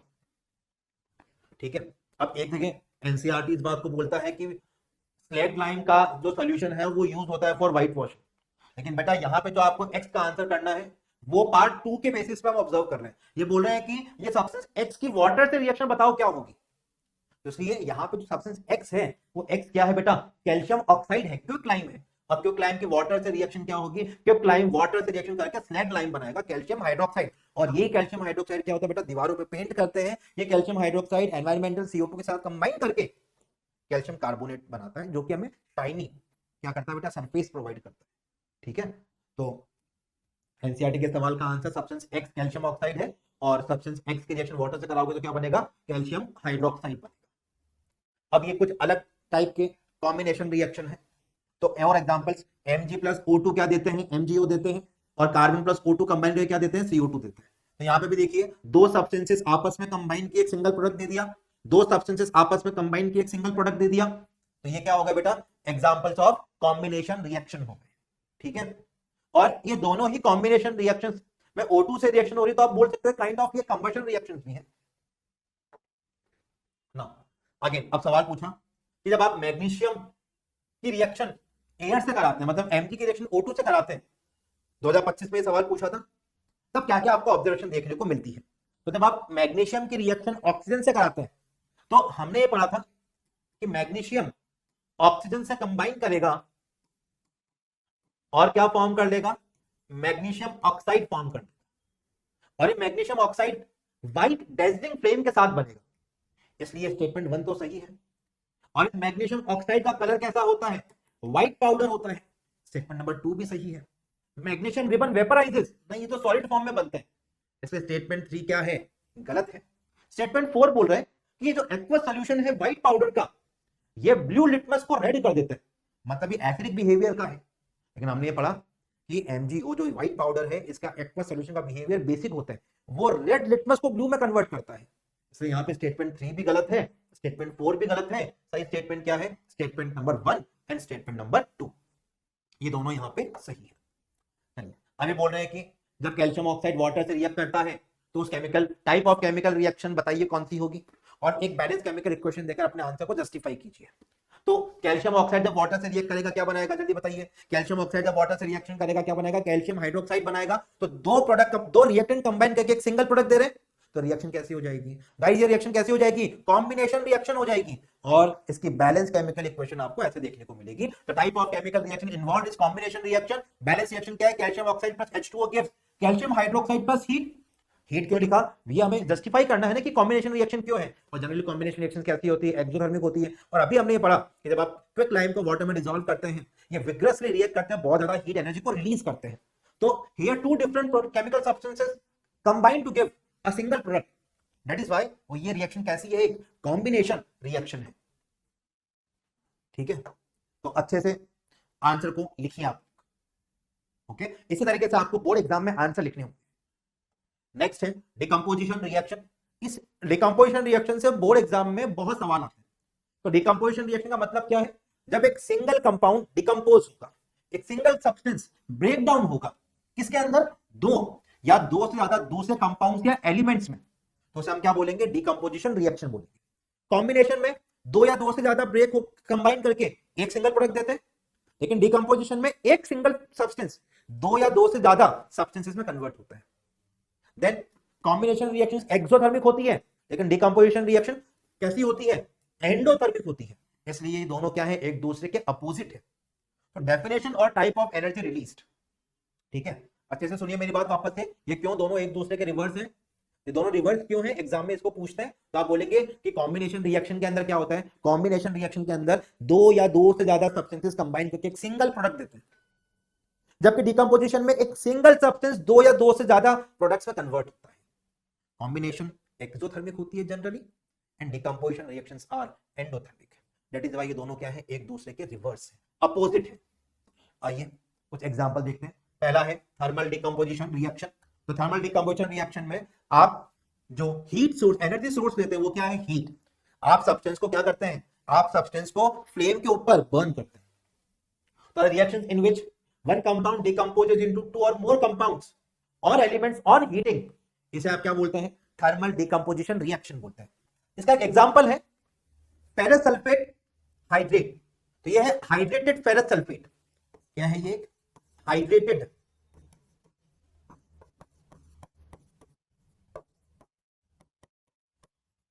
Ferrous sulphate.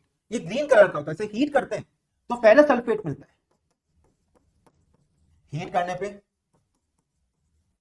Ferrous sulphate अपने 7 वाटर मॉलिक्यूल्स को लूज कर देता है। FeSO4 बनाता है जो कि कलर कैसा होता है उसका व्हाइट होता है। तो इनिशियली हीट करने पे एक ग्रीन कलर का सब्सटेंस व्हाइट कलर के सब्सटेंस में कन्वर्ट होता है। इसको फर्दर हीट जब करते हो वो व्हाइट कलर का सब्सटेंस रेडिश ब्राउन कलर के सब्सटेंस में कन्वर्ट हो जाता है और वो क्या होता है, Fe2O3, जिसका नाम होता है फेरिक ऑक्साइड। और दो गैसेस रिलीज होती है, SO2 एंड SO3। और ये SO2 SO3 जो होते हैं इनका बर्निंग सल्फर का स्मेल होता है। किसका स्मेल होता है बेटा, बर्निंग सल्फर स्मेल होता है। ठीक है, तो एग्जाम में क्या पूछते हैं आपसे, ऑब्जर्वेशन बताइए, जब हाइड्रेटेड फेरस सल्फेट जो कि ग्रीन कलर का सब्सटेंस है आप इसे जब हीट करेंगे तो क्या होगा। तो अगर इन्होंने यहां से चालू किया, एक ग्रीन कलर का सब्सटेंस है या फिर हाइड्रेटेड फेरस सल्फेट है, तो आप कैसे इसको लिखोगे कि इनिशियली हीट करने पे पहले ही अपने वाटर ऑफ क्रिस्टलाइजेशन लूज करेगा, अपने वाटर मॉलिक्यूल्स को लूज कर देगा और एक व्हाइट कलर के सब्सटेंस FeSO4 में कन्वर्ट होगा जो कि फेरस सल्फेट है, जिसको फर्दर हीट करने पे it gets converted to the reddish brown colour substance Fe2O3 plus SO2 and SO3। लेकिन अगर सिर्फ फेरस सल्फेट लिया है तब आप शुरुआत यहीं से करोगे, FeSO4 is giving Fe2O3 plus SO2 plus SO3। States का ध्यान दीजिए, FeSO4 solid, FeSO4.7H2O solid, FeSO4 solid, Fe2O3 solid, SO2 gas and SO3 gas. In states का आप ध्यान रखिएगा। और कभी कभी जब ऐसा डायग्राम अगर आपको बोर्ड पेपर में देखने को मिले तो समझ लेना कि वो इसी टाइप की रिएक्शन की आपसे चर्चा करना चाह रहे हैं। ठीक है, तो यहाँ पे हमें क्या देखने को मिला, एक ग्रीन कलर का फेरस सल्फेट के क्रिस्टल्स अपने वाटर मॉलिक्यूल्स को लूज कर देते हैं। ठीक है, और क्रिस्टल्स का कलर बदल जाता है फर्दर हीट करने पे। ठीक है, when heated and the colour of the crystal changes to, ठीक है, कहां से कहां, ग्रीन से व्हाइट, व्हाइट से रेडिश ब्राउन। तो यहाँ पे क्या मिलेगा अपने को, Fe2O3 जो कि सॉलिड है, SO2 और SO3 गैसेस है। कलर चेंज आपने ऑब्जर्व कर लिया, ग्रीन से व्हाइट, व्हाइट से रेडिश ब्राउन होगा। और एक और एग्जांपल क्या है, कैल्शियम कार्बोनेट। ठीक है, calcium carbonate is called limestone. Limestone को थर्मली हीट करने पे कैल्शियम ऑक्साइड देता है। कैल्शियम ऑक्साइड को लाइम और क्विकलाइम बोलते हैं। और कैल्शियम ऑक्साइड का यूज आपके एनसीईआरटी में लिखा है कि it is used in the manufacture of cement. किसका यूज है, calcium oxide is used in the manufacture of cement. ठीक है, अब और एग्जांपल्स क्या है, जैसे लेड नाइट्रेट है। लेड नाइट्रेट को जब आप हीट करते हैं, लेड नाइट्रेट सॉलिड का कलर कैसा होता है, व्हाइट। तो लेड नाइट्रेट का फॉर्मूला याद रखिए, PbNO3 होल ट्वाइस। हीट करने पे ये PbO देता है जो कि येलो कलर का होता है, और साथ में क्या करता है, ये ब्राउनिश फ्यूम देता है। ये ब्राउनिश फ्यूम किसकी आती है, NO2 की आती है। तो in thermal decomposition of lead nitrate we get brown fumes of nitrogen dioxide. ये NO2 का नाम क्या है, नाइट्रोजन डाइऑक्साइड।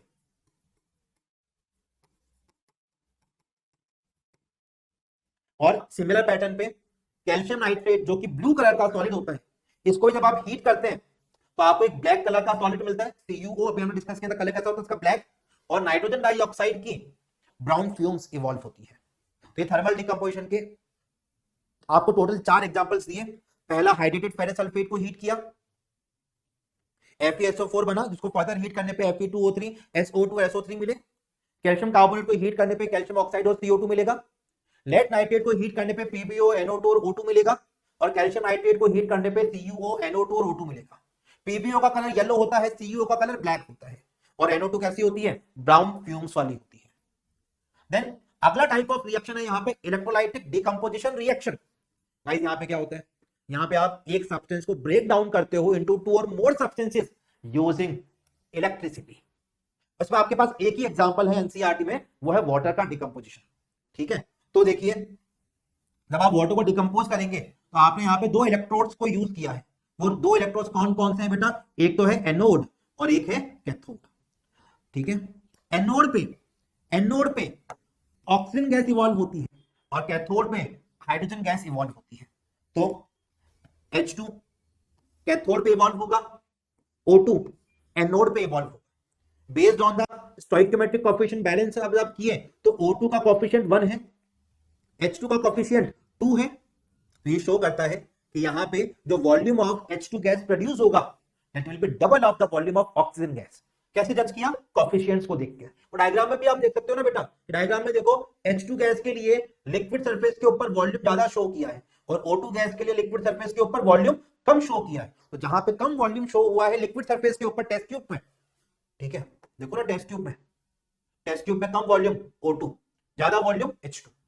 तो H2 का वॉल्यूम ज्यादा प्रोड्यूस होता है O2 से, डबल होता है, ठीक है। तो अपन ने वही बात लिखी यहाँ पे कि volume of gas produced at anode, anode पे कौन सी गैस इवॉल्व हो रही है? O2 गैस, और कैथोड पे कौन सी गैस इवॉल्व हो रही है? H2 gas.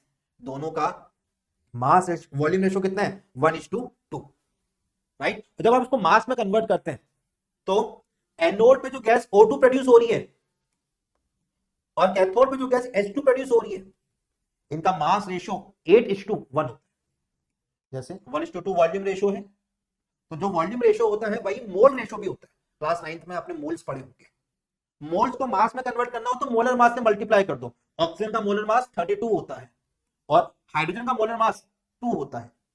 अब आप जैसे सॉल्व करते हो, ये 32/4 आता है, दैट इज 8/1। तो मास रेशो कितना प्रोड्यूस हो रहा है इनका? 8/1। O2 गैस का अगर 8 यूनिट मास प्रोड्यूस हो रहा है तो H2 गैस का 1 यूनिट मास प्रोड्यूस हो रहा है। लेकिन वॉल्यूम में क्या हो रहा है? अगर O2 गैस का 1 यूनिट वॉल्यूम प्रोड्यूस हो रहा है तो H2 का 2 यूनिट वॉल्यूम प्रोड्यूस हो रहा है, ठीक है। ये सीबीएसई 2025 में पूछा गया था, ये सीबीएसई के 2025 में सवाल पूछा गया था। वॉल्यूम रेशो की जगह उन्होंने मास रेशो पूछ लिया था। मास रेशो कितना है इनका? 8:1। तो ये हो गया थर्मल डिकम्पोजिशन रिएक्शन और इलेक्ट्रोलाइटिक भी हो गया। अभी हाइड्रोजन गैस को आप कैसे टेस्ट करते हो बेटा? हाइड्रोजन गैस को टेस्ट करने का तरीका पूछते हैं। तो hydrogen gas it Burns with a pop sound. जब आप क्या करते हैं, बर्निंग मैच स्टिक को इस टेस्ट ट्यूब के माउथ पे ले जाते हैं। अगर एक मैच स्टिक तो जस्ट बुझी है, आपको दिखता होगा ना जब मैच स्टिक को जस्ट बुझाते हो तो उसपे येलोइश कलर का टिंट आता है। उसी मोमेंट पे जिस टेस्ट ट्यूब से O2 गैस निकल रही, उसी मोमेंट पे वो मैच स्टिक को आप क्या करोगे? उस टेस्ट ट्यूब के ऊपर लेके चलोगे and the mastic will reignite, वापस से जल उठेगी। तो ये शो करता है कि यहाँ कौन सी गैस टेस्ट ट्यूब पे प्रेजेंट थी? Oxygen gas. अगर पॉप साउंड वाला बताना हो आपको तो हाइड्रोजन गैस, और अगर मैचस्टिक रीइग्नाइट हो जाए then it will be oxygen gas, ठीक है। तो इट विल रीलाइट, ठीक है। ग्लोइंग मैचस्टिक को इट विल रीलाइट। अगला है फोटोलाइटिक डिकम्पोजिशन रिएक्शन। तो यहाँ पे आप क्या करते हो? As a source of energy कैसे यूज करते हो बेटा? आप यूज करते हो यहाँ पे सनलाइट को। तो यहाँ पे 2 एग्जांपल गिवन है आपको, सिल्वर क्लोराइड और सिल्वर ब्रोमाइड के। Silver chloride and silver bromide. Silver bromide जो होता है बेटा, ये लाइट येलो कलर का सब्सटेंस है और सिल्वर ब्रोमाइड तो हो गया लाइट येलो, और सिल्वर क्लोराइड कैसा होता है? व्हाइट कलर का सब्सटेंस होता है। इनको जब आप सनलाइट में एक्सपोज करते हैं तो ये डिकम्पोज हो जाते हैं और फॉर्म करते हैं Ag, दोनों में ग्रे कलर का Ag। AgCl में Cl2 मिलता है जो कि ग्रीनिश येलो कलर की होती है, और AgBr में Br2 मिलता है जो कि रेडिश ब्राउन कलर की गैस होती है। तो Cl2 का कलर कैसा है? ग्रीनिश येलो, और Br2 का कलर कैसा है? Reddish brown, okay. और ये दोनों रिएक्शन कहां यूज होती है? ब्लैक एंड व्हाइट फोटोग्राफी में यूज होती है, ओके। चलिए समझ आ गया फोटोलाइटिक डिकम्पोजिशन रिएक्शन में क्या होता है? सनलाइट का यूज करते हैं। और 2 एग्जांपल याद रखने हैं, AgCl AgBr। AgCl white colour का होता है, AgBr लाइट येलो कलर का होता है। दोनों जब सनलाइट में डिकम्पोज होंगे तो Ag फॉर्म करते हैं जो कि ग्रे कलर का है। In case of AgCl Cl2 gas मिलेगी जो कि ग्रीनिश येलो कलर की है। In case of AgBr Br2 gas मिलेगी जो कि रेडिश ब्राउन कलर की होती है, ठीक है। दोनों का यूज कहां होता है? ब्लैक एंड व्हाइट फोटोग्राफी में। तो पहला सवाल आपसे पूछा जो कि सीबीएसई ने 2023 में पूछा था कि अगर आप इस एक्सपेरिमेंटल सेटअप को देखें, लेड नाइट्रेट को आपने डिकम्पोज किया, तो लेड नाइट्रेट को डिकम्पोज करने पे आपको क्या मिला? ये ब्राउन फ्यूम्स कहां से आई? तो लेड नाइट्रेट हीट कर रहे हो मतलब थर्मल डिकम्पोजिशन है, ठीक है। तो थर्मल डिकम्पोजिशन हो गया लेड नाइट्रेट का, और ये ब्राउन फ्यूम मिली ड्यू टू नाइट्रोजन डाइऑक्साइड, इसलिए ऑप्शन सही हो गया ये। तो यहाँ पे ब्राउन फ्यूम लेड ऑक्साइड की नहीं मिलती, लेड ऑक्साइड तो येलो कलर का होता है, ठीक है। और again brown fumes are not formed because of lead oxide and nitrogen dioxide. ये सिर्फ नाइट्रोजन डाइऑक्साइड की वजह से आता है और ना ही ऑक्सीजन की वजह से आता है। और लेड नाइट्रेट का thermal decomposition is not oxidation, ठीक है। लेड नाइट्रेट का thermal decomposition is not oxidation, right. तो नाइट्रोजन डाइऑक्साइड की वजह से आपको ये कलर देखने को मिलेगा। ये बोल रहे हैं कि इस सब रिएक्शन में सब्सटेंस X बताओ क्या होगा? तो कैल्शियम कार्बोनेट को हीट किया, राइट। कैल्शियम कार्बोनेट को अगर आप हीट करते हो, कैल्शियम कार्बोनेट को हीट करने पे ये फॉर्म करता है कैल्शियम ऑक्साइड प्लस CO2, और कैल्शियम ऑक्साइड को हम क्या बोलते हैं? Quick lime. क्या बोलते हैं इसे? क्विक लाइम बोलते हैं। तो ये आपको सीबीएसई 2024 में थर्मल डिकम्पोजिशन पे एक और सवाल पूछा इन्होंने। उसके बाद अगेन देखिए सीबीएसई 2025 में, ठीक है, अगेन ये किस पे आ रहे हैं, इलेक्ट्रोलाइटिक डिकम्पोजिशन रिएक्शन पे आ रहे हैं। अभी यहाँ पे पूछ रहे हैं कि ये जो एनोड है, एनोड को इन्होंने आर और एस से शो किया है, और जो दो गैसेस बन रही है उनको पी और क्यू से शो किया है। तो अभी आपको मैंने समझाया बेटा आपको कैसे जज करना है। आपको इसको जज करने के लिए आप जब इसे ऑब्जर्व करेंगे, ठीक है, तो आप देखो, तो आप इसे ऑब्जर्व करेंगे बेटा,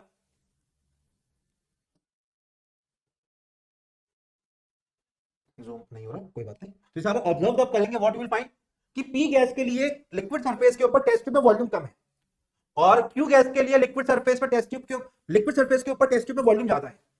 वॉल्यूम ज्यादा H2 गैस के लिए होता है, तो H2 गैस इज क्यू, तो H2 गैस क्यू है, तो H2 के लिए H2 गैस यहां गिवन है, और P के लिए डेफिनेटली ये O2 गैस है, तो P के लिए O2 गैस गिवन है, और ऑक्सीजन गैस एनोड पे बनती है, हाइड्रोजन गैस कैथोड पे बनती है, तो यहाँ पे 1 and 3 आर करेक्ट। ठीक है, यहाँ पे भी आपको बताया कि इनका वॉल्यूम रेशियो क्या होता है, volume of O2 gas produce upon volume of H2 gas produced is 1:2। ऐसे ही mass of O2 gas produce upon mass of H2 gas produced is 8:1। ये बात होती है यहाँ पे। ठीक है, अभी बोल रहे हैं कि एक क्रिस्टलाइन सब्सटेंस है ग्रीन कलर का X, जो कि हीट करने पे गैसेस को एमिट करता है हैविंग सम कैरेक्टरिस्टिक ऑर्डर्स। ठीक है, ये पहले अपने वाटर को लूज करता है और कलर चेंज करता है, फर्दर हीट पे ये और डिकम्पोज होता है और एक सॉलिड कंपाउंड वाई बनाता है। तो एक ग्रीन कलर के क्रिस्टल, आपके सिलेबस में ग्रीन कलर का सब्सटेंस जो है वो सिर्फ FeSO4 है, तो FeSO4.7H2O को हीट किया, तो ये X क्या है, FeSO4.7H2। इनिशियली अपना ये वाटर लूज करेगा, तो FeSO4.7H2 इनिशियली अपना वाटर लूज करेगा तो FeSO4 बनाएगा। इस FeSO4 को फर्दर हीट करोगे तो ये Fe2O3 plus SO2 plus SO3 gas बनाएगा। FeSO4 ग्रीन कलर का होता है और इस प्रोसेस में Fe2O3 जो बनेगा वो कैसा होता है, रेडिश ब्राउन कलर का होता है। तो X और Y को आइडेंटिफाई करना है और कलर चेंज ऑब्जर्व करना है। जैसे देखिए रिएक्शन के साथ आपको समझाया कि पहले रिएक्शन लिखी कि FeSO4.7H2 हीट किया, वाटर ऑफ क्रिस्टलाइजेशन लूज किए, FeSO4 बनाया जो कि व्हाइट कलर का है। FeSO4 जो व्हाइट कलर का है, इसको फर्दर हीट करने पे क्या मिला, Fe2O3 plus SO2 plus SO3 की रेडिश ब्राउन कलर का है। तो सब्सटेंस X क्या है, FeSO4.7H2O, सब्सटेंस Y Fe2O3। तो मैंने बताया था ना कि अगर हाइड्रेटेड वर्ड यूज किया हो या फिर क्रिस्टल वर्ड यूज किया हो, ग्रीन कलर के crystals, you have to start with FeSO4.7H2O। लेकिन अगर सिर्फ फेरस सल्फेट बोला है तो आप सेकंड इक्वेशन को ही मेंशन करोगे तो आपका काम हो जाएगा, आपको नंबर मिल जाएंगे। ठीक है, और कलर क्या चेंज हुआ है यहाँ पे, ग्रीन सॉलिड से रेडिश ब्राउन सॉलिड। अब अगला सवाल है कि सिल्वर क्लोराइड को एक चाइना डिश में रखा, इट टर्न्ड ग्रे। बोल रहे हैं कि बताओ सिल्वर क्लोराइड का इनिशियल कलर क्या था जब वो चाइना डिश में रखा गया था, कौन सी टाइप ऑफ केमिकल रिएक्शन यहां अकर कर रही है, ये पूछा, और पूछा कि बताओ इसकी केमिकल इक्वेशन क्या होगी, फिर पूछे कि इस रिएक्शन का एक यूज बताओ और कोई दूसरा सब्सटेंस बताओ ऐसा जो इस पर्पस के लिए यूज होता है। 2023 का सवाल है। अभी बताया सिल्वर क्लोराइड का इनिशियल कलर कैसा होता है, व्हाइट। सिल्वर क्लोराइड सनलाइट के प्रेजेंस में डिकम्पोज होता है, that is photolytic decomposition reaction, और you can say decomposition reaction in presence of sunlight. इसका एक यूज क्या है, ब्लैक एंड व्हाइट फोटोग्राफी। और दूसरा सब्सटेंस जो यहां यूज हो सकता है वो क्या है, AgBr। तो अपन ने वही बात लिखी है कि the colour of AgCl is white when kept in China dish.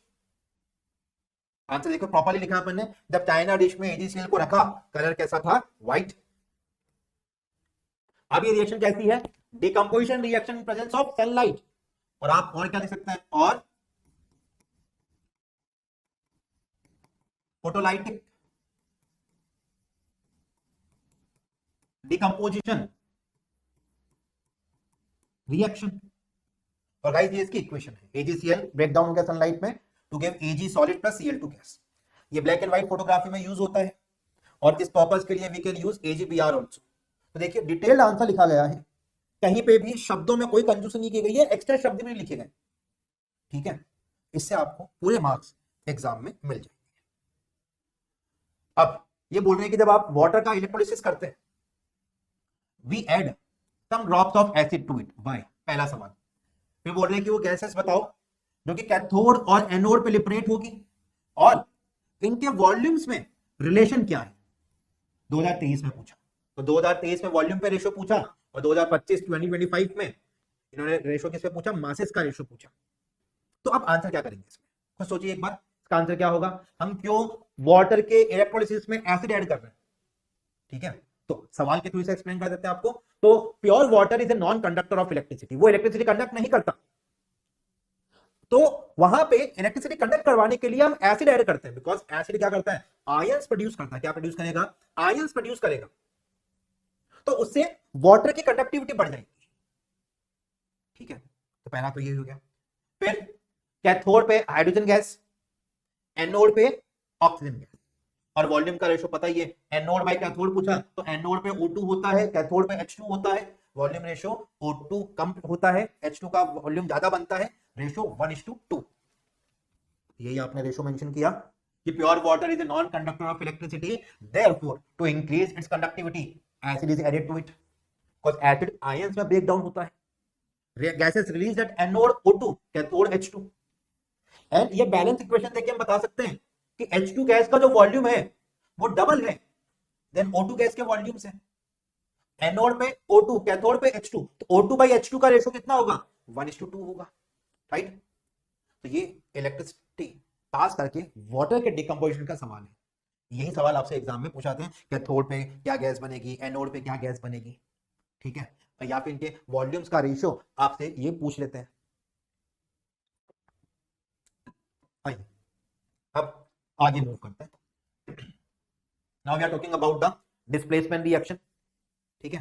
तो डिस्प्लेसमेंट रिएक्शन में क्या होता है, डिस्प्लेसमेंट रिएक्शन में एक ज्यादा reactive metal less reactive metal को उसके सॉल्ट सॉल्यूशन से डिस्प्लेस कर देता है। एक ज्यादा reactive element less reactive element को उसके सॉल्यूशन से डिस्प्लेस कर देता है, हटा देता है वहां से। जैसे सपोज करो कि यहां पे ए बी सब्सटेंस है, सब्सटेंस सी से कंबाइन कर रहा है, और सब्सटेंस सी ने क्या किया, सब्सटेंस सी ने सब्सटेंस बी ए की जगह ली थी, तो सब्सटेंस सी ने क्या किया, ए को रिप्लेस कर दिया और ए की जगह आ गया और प्रोडक्ट क्या बना लिया, बीसी, ठीक है। किसको डिस्प्लेस किया, ए को, राइट। तो रिएक्शन का डेफिनेशन याद रखिए कि एक more reactive element less reactive element को डिस्प्लेस कर लेता है इसके कंपाउंड से। जैसे कि एग्जांपल है कि आपने आयरन नेल्स की रिएक्शन कॉपर सल्फेट सॉल्यूशन से कराई, तो एक टेस्ट ट्यूब लिया, टेस्ट ट्यूब में कॉपर सल्फेट का सॉल्यूशन डाल दिया, कॉपर सल्फेट के सॉल्यूशन का कलर कैसा होता है, ब्लू, और आयरन नेल का कलर कैसा होता है, ग्रे। तो कॉपर सल्फेट के सॉल्यूशन का कलर कैसा होता है गाइस, ब्लू होता है, और आयरन नेल का कलर कैसा होता है, ग्रे होता है। तो ये आयरन नेल को डिप कर रहे हैं कॉपर सल्फेट के सॉल्यूशन में। नाउ दे आर आस्किंग कि क्या ऑब्जर्वेशन आपको देखने को मिलेगी, तो ऑब्जर्वेशन देखने को मिलेगी कि स्लोली ये जो ब्लू कलर का कॉपर सल्फेट का सॉल्यूशन है ये ग्रीन कलर में कन्वर्ट हो गया, ब्लू कलर का कॉपर सल्फेट का सॉल्यूशन ग्रीन कलर के सॉल्यूशन में कन्वर्ट हो गया, और आयरन नेल्स के ऊपर रेडिश ब्राउन कोटिंग आ गई कॉपर की। तो इनिशियली आयरन नेल ऐसी थी, अब इस पे क्या हो गया, कॉपर की कोटिंग आ गई ब्राउन कलर की, राइट। तो एग्जैक्टली यहां पे हुआ क्या, एग्जैक्टली हुआ ये बेटा कि जो Fe सॉलिड है ये कॉपर सल्फेट से रिएक्शन शो कर रहा है, Fe is more reactive than copper. Fe ने क्या किया, कॉपर को डिस्प्लेस कर दिया और FeSO4 बना दिया प्लस Cu बना दिया, ठीक है। ये रिएक्शन अकर की, Fe is more reactive than copper, hence it displaced copper from copper sulfate solution। तो कंक्लूजन क्या है कि iron displaces copper from copper sulphate, hence iron is more reactive than copper। तो अगर आयरन क्या कर रहे हैं, कॉपर सल्फेट से कॉपर को डिस्प्लेस कर पा रहे हैं, तो हम बोलेंगे कि iron is more reactive than copper, इसलिए उसने क्या किया, कॉपर की जगह ली थी, ठीक है। तो डिस्प्लेसमेंट रिएक्शन में क्या होता है, more reactive element displaces less reactive element from its compound solution, ठीक है। जैसे इस पे क्या होता है, रिएक्टिविटी सीरीज होती है, मेटल्स की रिएक्टिविटी सीरीज होती है यहाँ पे। तो रिएक्टिविटी सीरीज में एलिमेंट्स कौन कौन, potassium, sodium, calcium, magnesium, aluminium. Carbon all दो नॉन मेटल है लेकिन इसकी पोजीशनिंग काफी इंपॉर्टेंट है, जो कि मैं आपको सिखाऊंगा जब हम चैप्टर नंबर 3 की चर्चा कर रहे हो, ठीक है। जिंक, आयरन, लेड, हाइड्रोजन भी नॉन मेटल है लेकिन इसकी चर्चा भी मेजरली आप चैप्टर नंबर 2 में अच्छे से सीखोगे। Copper, mercury, silver, gold, platinum. इस सीरीज को याद करने का एक तरीका होता है, निमोनिक बता रहा हूं, please stop calling me A cute zebra, please stop calling me a cute zebra. Element के स्टार्टिंग लेटर्स ले रहे हैं, देन I2, लेड मतलब, ठीक है, यहां टिन आएगा, यहां बीच में एक एलिमेंट टिन भी यूज होगा, ठीक है। आई टू लड़के लिए like, I to like her, calling me, copper का कॉलिंग, मरकरी का me, calling me stupid golden panda. So please stop calling me a cute zebra. Please stop calling me a cute zebra. I too like her. Calling me stupid golden panda. ये series को याद करने का mnemonic है। इस series में elements from top to bottom इनके reactivity के डिक्रीजिंग ऑर्डर में अरेंज हुए हैं। जो मेटल टॉप पे होता है वो ज्यादा रिएक्टिव है, और जो मेटल नीचे की तरफ प्रेजेंट है वो कम रिएक्टिव होता है। मतलब reactivity decreases as we move down the series. Then metal above hydrogen, ये जो मेटल हाइड्रोजन के ऊपर प्रेजेंट है, ठीक है, इन्हें बोला जाता है एक्टिव मेटल्स। क्या बोलते हैं इन्हें? Active metals. और ये एक्टिव मेटल्स क्या कर सकते हैं बेटा? ये एसिड से हाइड्रोजन गैस को डिस्प्लेस कर सकते हैं। जैसे सपोज करो जिंक वाला एग्जांपल हमने देखा था कि जिंक की रिएक्शन अगर आप H2SO4 से करा देवें तब ये फॉर्म करता है जिंक सल्फेट, और कौन सी गैस रिलीज करेगा? हाइड्रोजन गैस रिलीज करेगा। तो इस केस में क्या हुआ? जिंक हाइड्रोजन से ज्यादा रिएक्टिव था, तो जिंक ने हाइड्रोजन की जगह ले ली और ZnSO4 बना दिया, जिंक सल्फेट, और हाइड्रोजन गैस रिलीज हो गई। तो मेटल हाइड्रोजन के ऊपर जो प्रेजेंट होते हैं उन्हें एक्टिव मेटल्स बोलते हैं, और एक्टिव मेटल्स एसिड से हाइड्रोजन गैस को डिस्प्लेस करवा सकते हैं। तो अपन क्या बोल रहे हैं कि a more reactive metal displaces a less reactive metal from its salt solution. जैसे एग्जांपल में देखो, जिंक कॉपर से ज्यादा रिएक्टिव है, जिंक कॉपर से ज्यादा रिएक्टिव है, जो ऊपर वो ज्यादा रिएक्टिव है, तो जिंक क्या करेगा? कॉपर को डिस्प्लेस कर देगा, तो जिंक सल्फेट प्लस कॉपर मिल गया। जिंक आयरन से भी ज्यादा रिएक्टिव होता है, we get zinc sulphate plus iron, zinc ने आयरन की जगह ले ली। आयरन कॉपर से ज्यादा रिएक्टिव होता है, ठीक है, आयरन कॉपर से ज्यादा रिएक्टिव होता है, तो आयरन ने कॉपर की जगह ले ली। अगर मैं इन दोनों रिएक्शंस को देखूं तो zinc is more reactive than iron, iron is more reactive than copper.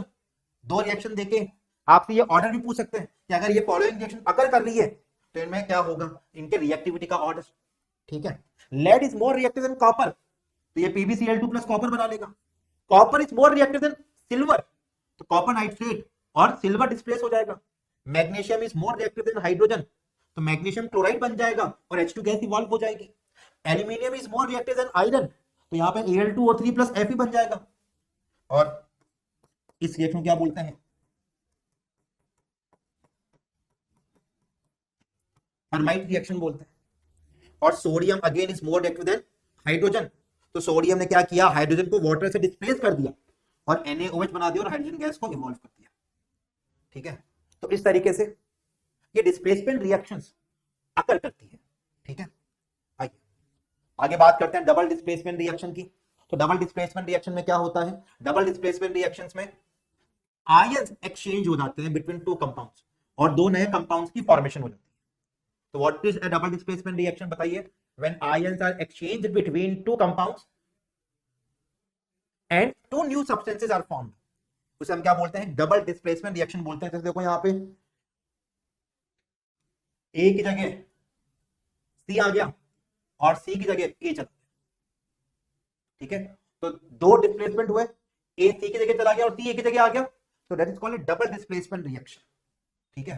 तो डबल डिस्प्लेसमेंट रिएक्शन हो गई है। तो डेफिनेशन याद रखिए कि जब आयंस एक्सचेंज होते हैं, डेफिनेशन याद रखिएगा, डिस्प्लेसमेंट में क्या होता है? एन एलिमेंट इज डिस्प्लेस्ड, दूसरा एलिमेंट उसकी जगह ले लेते हैं। लेकिन डबल डिस्प्लेसमेंट में आयंस एक्सचेंज हो जाते हैं और नए कंपाउंड्स की यहां पे फॉर्मेशन होती है। जैसे एक एग्जांपल,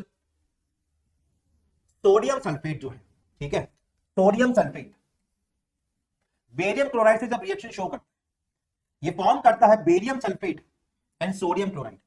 तो यहां पे आयंस एक्सचेंज हो गए, सोडियम बेरियम की जगह चला गया और बेरियम सोडियम की जगह, ठीक है। बेरियम पे चार्ज 2+ होता है, बेरियम पे चार्ज 2+ होता है, क्लोराइड पे चार्ज -1 होता है, सोडियम पे चार्ज +1 होता है, सल्फेट पे चार्ज -2 होता है। तो इनिशियली जब बेरियम और क्लोराइड कंबाइन किए तो ये BaCl2 बना है based on the valency. Sodium और सल्फेट कंबाइन किए तो ये Na2SO4 बना है। सोडियम और क्लोराइड कंबाइन के दोनों की वैलेंसी 1-1 ही है, इसलिए जब ये कंबाइन करेंगे तो NaCl बनाएंगे। बेरियम और सल्फेट दोनों की वैलेंसी 2-2 है, तो यहाँ पे BaSO4 बनेगा। ठीक है, तो रिएक्शन हो गई। और यहाँ पे जो BaSO4 बना ये क्या होता है, वाटर इनसॉल्युबल होता है, तो BaSO4 की एक व्हाइट पीपीटी मिलती है। याद रखिएगा बेरियम सल्फेट का कलर कैसा होता है, व्हाइट। कैसा, जल्दी बोलिए, बेरियम सल्फेट का कलर कैसा होता है बेटा, व्हाइट होता है। ओके, अब डबल डिस्प्लेसमेंट रिएक्शंस के मेजरली दो टाइप की रिएक्शन काउंट होती है इसमें, एक प्रेसिपिटेशन रिएक्शन और दूसरा एसिड बेस न्यूट्रलाइजेशन रिएक्शन। तो डबल डिस्प्लेसमेंट रिएक्शन में दो टाइप की रिएक्शंस को यूज करते हैं, precipitation reaction and the double displacement reaction. ठीक है, तो पहले प्रेसिपिटेशन रिएक्शन हमने पहले पढ़ी थी कि लेड नाइट्रेट जब Ki से कंबाइन करेगा तब PbI2 का येलो पीपीटी बना। ऐसे ही बेटा जब सोडियम कार्बोनेट कैल्शियम क्लोराइड से कंबाइन करता है, सोडियम कार्बोनेट कैल्शियम क्लोराइड से कंबाइन करेगा तो वाटर इनसॉल्युबल कैल्शियम कार्बोनेट की फॉर्मेशन करता है। ठीक है, किसकी फॉर्मेशन करेगा, वाटर इनसॉल्युबल कैल्शियम कार्बोनेट की फॉर्मेशन करता है, और साथ में क्या बनेगा, NaCl जो कि वाटर सॉल्युबल है। दूसरा acid base neutralisation reaction, HCl acid होता है, NaOH बेस होता है। जब एसिड बेस रिएक्शन करके सॉल्ट की फॉर्मेशन करते हैं इसे न्यूट्रलाइजेशन रिएक्शन बोलते हैं। ZnO ये एक एम्फोटेरिक सब्सटेंस है, मतलब ये एसिड और बेस दोनों की तरह बिहेव कर सकता है। HNO3 एक एसिड है, तो इस रिएक्शन में ZnO एम्फोटेरिक है, ये एसिड और बेस दोनों की तरह बिहेव कर सकता है। लेकिन जब ये एसिड से रिएक्शन शो कर रहा है तो ये कैसे बिहेव करेगा, यहाँ पे बेस की जैसे बिहेव करेगा। एसिड बेस रिएक्शन होगी यहाँ पे बेटा, और ये क्या फॉर्म कर लेगा, जिंक नाइट्रेट प्लस H2। क्या फॉर्म करेगा ये, जिंक नाइट्रेट प्लस H2O की फॉर्मेशन करेगा। चलिए अब displacement and double displacement reactions के हम एग्जांपल करते हैं। तो पहला इन्होंने बोला कि जब पोटेशियम आयोडाइड को लेड नाइट्रेट के साथ मिक्स किया एक इनसॉल्युबल सब्सटेंस बन गया। केमिकल रिएक्शन कौन सी इन्वॉल्व है, तो देखो PbI2 बनता है ना, लेड आयोडाइड बनेगा, PbI2 येलो कलर का, दो ऑप्शन में इन दोनों में से कोई एक होगा। लेकिन अगर आप रिएक्शन नंबर डी देखो ये अनबैलेंस्ड है, लेकिन रिएक्शन नंबर बी क्या है, बैलेंस्ड है। इसलिए 2023 में पूछा गया सवाल है ये, इसका आंसर क्या होगा, ऑप्शन नंबर बी। हमें बैलेंस इक्वेशन भी शो करनी है और साथ में कंपाउंड्स के फॉर्मूले भी याद रखने हैं। तो lead nitrate PbNO3 whole twice, lead iodide PbI2, तो PbI2 याद रखिएगा येलो कलर का सब्सटेंस होता है। फिर बोला है कि बताओ ये रिएक्शंस के टाइप कैसे हैं, तो देखो मैग्नीशियम HCl में हाइड्रोजन की जगह ले रहा है और हाइड्रोजन गैस रिलीज होगी, तो ये क्या हो गई, डिस्प्लेसमेंट रिएक्शन। ठीक है, ये डिस्प्लेसमेंट हो गया। और यहाँ पे आप देखो सोडियम हाइड्रोजन की जगह ले रहा है तो NaCl बन गया, और हाइड्रोजन सोडियम की जगह ले रहा है तो H2O बन गया। तो एक डबल डिस्प्लेसमेंट रिएक्शन है। तो वन डिस्प्लेसमेंट रिएक्शन है और टू एक डबल डिस्प्लेसमेंट रिएक्शन है, तो इसका आंसर क्या हो गया, ऑप्शन नंबर 2। ठीक है, ये 2023 में पूछा गया एक सवाल है, समझ आ गया। एक सिंगल एक्सचेंज हुआ तो सिंगल डिस्प्लेसमेंट या नॉर्मल डिस्प्लेसमेंट, और दो बार डिस्प्लेसमेंट हुआ, डबल डिस्प्लेसमेंट, NaH की जगह गया, H Na की जगह आ गया, तो डबल डिस्प्लेसमेंट। आप बता रहे हैं कि डबल डिस्प्लेसमेंट रिएक्शन का डेफिनेशन बताइए, और बताइए कि कोई ऐसी रिएक्शन जो कि प्रेसिपिटेशन भी हो और न्यूट्रलाइजेशन भी हो, दोनों हो, ऐसी कोई रिएक्शन बताइए डबल डिस्प्लेसमेंट। तो डबल डिस्प्लेसमेंट का मतलब क्या पढ़ा अपन ने, 2023 में सवाल आया था ये।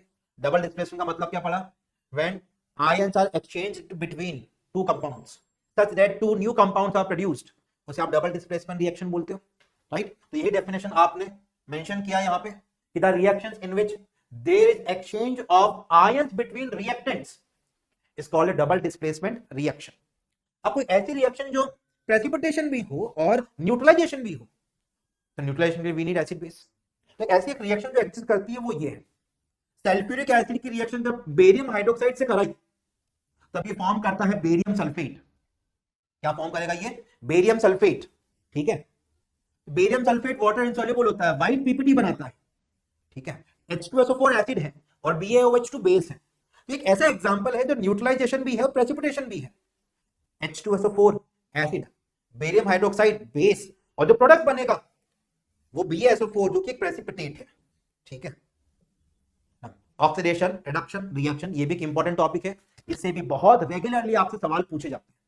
तो ऑक्सीडेशन का मतलब एक ऐसा प्रोसेस जहां पे या तो ऑक्सीजन ऐड हो या फिर हाइड्रोजन रिमूव, है ना, या तो ऑक्सीजन ऐड हो या फिर हाइड्रोजन रिमूव हो, उसे हम क्या बोलते हैं, ऑक्सीडेशन प्रोसेस बोलते हैं। जैसे आप देखो, जब Mg की O2 से रिएक्शन कराई तो इस मैग्नीशियम में ऑक्सीजन ऐड हो गया, MgO बन गया ना, तो यहां पे हम क्या बोल रहे हैं, मैग्नीशियम इज ऑक्सीडाइज्ड। जहां पे ऑक्सीजन ऐड होता है उस सब्सटेंस का ऑक्सीडेशन हो जाता है, जहां से हाइड्रोजन रिमूव होता है वहां पे भी उस सब्सटेंस का ऑक्सीडेशन हो जाता है। जैसे HI है, देखो HI में आयोडीन जब प्रोडक्ट साइड पे गए तो I2 में कन्वर्ट हो गया, मतलब इस आयोडीन से हाइड्रोजन रिमूव हो गया, तो हम क्या बोलेंगे यहाँ पे HI का क्या हो गया, ऑक्सीडेशन हो गया, राइट। तो addition of oxygen, removal of hydrogen is called oxidation process. Similarly reverse reaction reduction के लिए एप्लीकेबल है, जहां पे क्या होता है, अगर हाइड्रोजन ऐड हो रहा हो या ऑक्सीजन रिमूव हो रहा हो तो उसे हम क्या बोलते हैं, एक रिडक्शन प्रोसेस बोलते हैं। जैसे रिमूवल ऑफ ऑक्सीजन का अगर एग्जांपल दें तो देखो यहाँ पे CuO है, Cu के साथ O कनेक्टेड है, लेकिन जब प्रोडक्ट साइड पे आपने देखा Cu पे कोई ऑक्सीजन कनेक्टेड नहीं है, मतलब क्या हुआ, CuO से ऑक्सीजन रिमूव हो चुका है। जब CuO से ऑक्सीजन रिमूव हो गया तो CuO का क्या हो गया, रिडक्शन हो गया, तो हम बोलेंगे कि CuO इज रिड्यूस्ड। एंड आप देखो एडिशन ऑफ हाइड्रोजन, Cl2 में रिएक्टेंट साइड पे कोई हाइड्रोजन एटम नहीं है, लेकिन प्रोडक्ट साइड पे Cl के साथ H ऐड हो गया, तो एडिशन ऑफ हाइड्रोजन हो गया, तो हम बोलेंगे कि यहाँ पे Cl2 क्या हो गया, रिड्यूस हो गया, right. And as a fact please keep in mind कि ऑक्सीडेशन और रिडक्शन प्रोसेस दोनों एक साथ होते हैं। अगर एक रिएक्शन में ऑक्सीडेशन भी होगा तो वहां रिडक्शन भी होगा। जैसे यहां पे CuO का तो रिडक्शन हो गया, लेकिन CO में देखो प्रोडक्ट साइड पे एक ही ऑक्सीजन है CO पे, लेकिन रिएक्टेंट साइड पे एक ही ऑक्सीजन है, लेकिन प्रोडक्ट साइड पे कितने आ गए, 2 ऑक्सीजन। तो CO में ऑक्सीजन ऐड हो गया तो उसका ऑक्सीडेशन हो गया ना, तो यहां पे CO का ऑक्सीडेशन हुआ और CuO का क्या हुआ, रिडक्शन हुआ। तो रिडक्शन एंड ऑक्सीडेशन अकर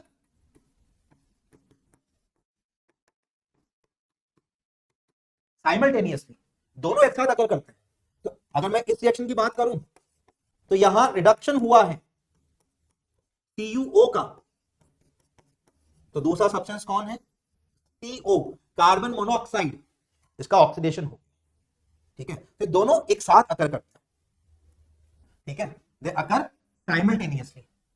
अब जिस सब्सटेंस का रिडक्शन हुआ है, याद रखिएगा कि वो सब्सटेंस जो कि किसी दूसरे सब्सटेंस को ऑक्सीजन दे दे या फिर उसे हाइड्रोजन निकालवा दे, हम बोलते हैं ऑक्सीडेशन का मतलब एडिशन ऑफ ऑक्सीजन है, तो ऑक्सीजन देने वाला भी तो कोई सब्सटेंस होगा ना, तो जो सब्सटेंस ऑक्सीजन दे रहा है या फिर रिमूवल ऑफ हाइड्रोजन, तो वो हाइड्रोजन किसी एटम के पास, किसी सब्सटेंस के पास तो गया होगा, तो जिस सब्सटेंस ने हाइड्रोजन को गेन कर लिया, ठीक है, या फिर जिस सब्सटेंस ने ऑक्सीजन अपना दे दिया, उस सब्सटेंस का रिडक्शन हुआ, और जिसका रिडक्शन हुआ वो किसी और सब्सटेंस के ऑक्सीडेशन के लिए रिस्पॉन्सिबल था, तो वो सब्सटेंस क्या कहलाएगा, ऑक्सीडाइजिंग एजेंट, ठीक है।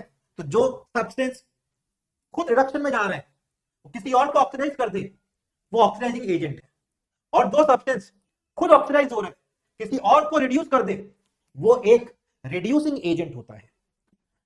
Am I clear with this thing, ठीक है। तो जो सब्सटेंस किसी और को ऑक्सीडाइज कर दे, खुद रिड्यूस हो रहा हो, will be known as oxidising agent.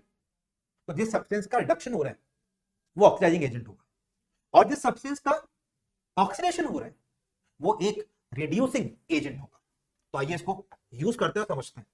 जैसे देखो Cu में ये ब्राउन कलर का सब्सटेंस है, ये ब्लैक कलर के सब्सटेंस से फॉर्म हो रहा है Cu। रिएक्टेंट साइड पे कॉपर पे कोई ऑक्सीजन नहीं है, लेकिन प्रोडक्ट साइड पे Cu पे O ऐड हो गया, मतलब कॉपर का ऑक्सीडेशन हो गया। अगर कॉपर का ऑक्सीडेशन हुआ तो ऑक्सीजन का क्या हो गया, यहां पे रिडक्शन हो गया, ठीक है, ऑक्सीजन का क्या हो गया, रिडक्शन हो गया। जिस सब्सटेंस का ऑक्सीडेशन हुआ वो रिड्यूसिंग एजेंट होता है, बिकॉज ऑक्सीजन के रिडक्शन के लिए Cu रिस्पॉन्सिबल है, तो ये रिड्यूसिंग एजेंट है। और जिस सब्सटेंस का रिडक्शन हुआ वो क्या हो गया, ऑक्सीडाइजिंग एजेंट हो गया, बिकॉज कॉपर के ऑक्सीडेशन के लिए ऑक्सीजन रिस्पॉन्सिबल था, ऑक्सीडाइजिंग एजेंट, है ना। अब देखो CuO H2 से कंबाइन कर रहे हैं और Cu बना रहे हैं, तो आप क्या देख रहे हो, यहाँ पे Cu से ऑक्सीजन रिमूव हो गया, यहाँ CuO था, एक ऑक्सीजन था ना यहाँ पे, यहाँ तो Cu पे कोई ऑक्सीजन नहीं है, तो Cu से ऑक्सीजन रिमूव हो चुका है, तो CuO removal of oxygen is called reduction. ये CuO का रिडक्शन हो गया, और जिसका रिडक्शन हुआ वो ऑक्सीडाइजिंग एजेंट है। और देखो H2 में कोई ऑक्सीजन नहीं है हाइड्रोजन के साथ, लेकिन प्रोडक्ट साइड पे हाइड्रोजन के साथ क्या प्रेजेंट है, ऑक्सीजन भी प्रेजेंट है, इसलिए ऑक्सीडेशन किसका हुआ, हाइड्रोजन का। तो हाइड्रोजन क्या होगा, एक रिड्यूसिंग एजेंट होगा। तो आप देखो, अगर मैं दोनों रिएक्शन को क्लब कर दूं, पहले कॉपर को हीट किया इन प्रेजेंस ऑफ एयर, CuO बना, और वो जो CuO बना उसकी रिएक्शन अगर मैं H2 से कर दूं तो वापस कॉपर मिल जाएगा। तो इस Cu से CuO बनाने से इस रिएक्शन को मुझे रिवर्स करना है, मुझे वापस CuO से Cu चाहिए, तो आप CuO की रिएक्शन किससे करा दो, आप H2 से करा दो, ठीक है। तो O2 ऑक्सीडाइजिंग एजेंट है और H2 रिड्यूसिंग एजेंट है। तो पहले क्या किया, कॉपर का ऑक्सीडेशन करा के CuO में कन्वर्ट किया, और उसके बाद CuO का रिडक्शन करा के वापस से Cu में कन्वर्ट किया। तो इसलिए पहले एक ऑक्सीडाइजिंग एजेंट यूज हुआ, फिर एक रिड्यूसिंग एजेंट यूज हुआ, ठीक है। ये मेजरली एग्जाम में पूछे जाने वाले इंपॉर्टेंट ऑक्सीडेशन रिडक्शन रिएक्शंस हैं, ये बहुत ज्यादा इंपॉर्टेंट है, ये एग्जाम में बार बार आते हैं बच्चों। यहां पे देखो ZnO पे ऑक्सीजन है, लेकिन प्रोडक्ट साइड पे जिंक पे कोई ऑक्सीजन नहीं है, मतलब ZnO से ऑक्सीजन रिमूव हो चुका है, तो ZnO का रिडक्शन हुआ, और जिसका रिडक्शन हुआ वो ऑक्सीडाइजिंग एजेंट है।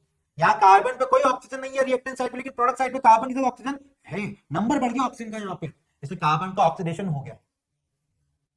फिर देखो MnO2 और कार्बन रिड्यूसिंग एजेंट हो गया। फिर MnO2 मैग्नीज से ऑक्सीजन कम हो गए, MnCl2 बना लिया, ठीक है। और आप देखो यहाँ पे HCl में जो क्लोरीन है, प्रोडक्ट साइड पे क्लोरीन के साथ कोई हाइड्रोजन नहीं है, तो यहां से रिमूवल ऑफ हाइड्रोजन है, यहां से रिमूवल ऑफ ऑक्सीजन है, removal of oxygen is called reduction, इसलिए MnO2 का रिडक्शन हुआ, और जिसका रिडक्शन हुआ वो ऑक्सीडाइजिंग एजेंट है।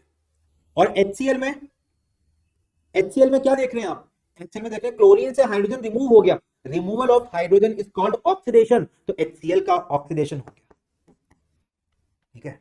ऑक्सीडेशन किसका हुआ, HCl का, क्लोरीन का नहीं हुआ, पूरे कंपाउंड को लिखा जाता है, HCl का ऑक्सीडेशन हुआ, तो HCl से हाइड्रोजन रिमूव हुआ और MnO2 से ऑक्सीजन रिमूव हुआ, तो रिएक्शन MnO2 का ऑक्सीडेशन HCl का हुआ है, ठीक है। अब इनकी एप्लीकेशन क्या है, दो एप्लीकेशन है, कोरोजन एंड रेसिडिटी। ये किसकी एप्लीकेशन है, ऑक्सीडेशन रिडॉक्स रिएक्शन की एप्लीकेशन है। So the process of corrosion का मतलब क्या है, the process of slow conversion of metals into undesirable compound. जब मेटल्स अनडिजायरेबल कंपाउंड्स में कन्वर्ट हो जाते हैं स्लोली, उस प्रोसेस को हम क्या बोलते हैं, कोरोजन बोलते हैं। It's a slow conversion of metals into their undesirable compounds, किसकी प्रेजेंस में, इन presence of oxygen, water, acids या कोई दूसरे एटमॉस्फेरिक गैसेस। तो oxygen, moisture that is water, acids की प्रेजेंस में या फिर गैसेस की प्रेजेंस में अगर कोई मेटल स्लोली अनडिजायरेबल कंपाउंड्स में कन्वर्ट होता है तो उसे हम क्या बोलते हैं, कोरोजन बोलते हैं। कोरोजन के तीन एग्जांपल्स अपने को मेनली याद रखने हैं। पहला, रस्टिंग ऑफ आयरन, तो जब आयरन एटमॉस्फेरिक ऑक्सीजन और मॉइस्चर से रिएक्शन शो करता है तो रेडिश ब्राउन कलर के फ्लैकी लेयर बनाता है जिसे आप रस्ट बोलते हैं। तो आयरन के कोरोजन को रस्ट बोलते हैं, रस्टिंग ऑफ आयरन। और रस्टिंग ऑफ आयरन की केमिकल इक्वेशन क्या है, FeO2 से रिएक्शन करके और H2O से भी रिएक्शन कर रहा है, FeO2 से रिएक्शन कर रहा है और H2O से रिएक्शन कर रहा है और रस्ट बना रहा है। गाइस रस्ट का फॉर्मूला क्या होता है, ये पूछ लेते हैं एग्जाम में, Fe2O3 डॉट XH2। यहाँ वाटर मॉलिक्यूल्स का नंबर फिक्स नहीं है, XH2O बोलते हैं, तो Fe2O3 dot XH2O is called rust. ऐसे ही दूसरा, सिल्वर के कोरोजन को अपन टार्निशिंग बोलते हैं। क्या बोलते हैं, टार्निशिंग बोलते हैं। तो सिल्वर क्या करता है, एटमॉस्फेयर में प्रेजेंट जो सल्फर है उससे कंबाइन करके एक ब्लैक कलर का सिल्वर सल्फाइड बनाता है, ठीक है। रस्ट का फॉर्मूला Fe2O3 डॉट XH2O। और जब टार्निशिंग ऑफ सिल्वर होती है, कोरोजन ऑफ सिल्वर होता है, तो जो कंपाउंड बनता है वो होता है Ag2S।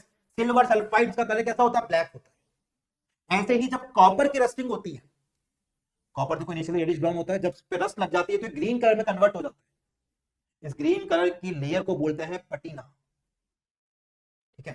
तो corrosion of copper is known as patina, और इसका फॉर्मूला क्या होता है, ये ग्रीन कलर का होता है, इसे क्या बोलते हैं, basic copper carbonate, CuOH2 dot CuCO3।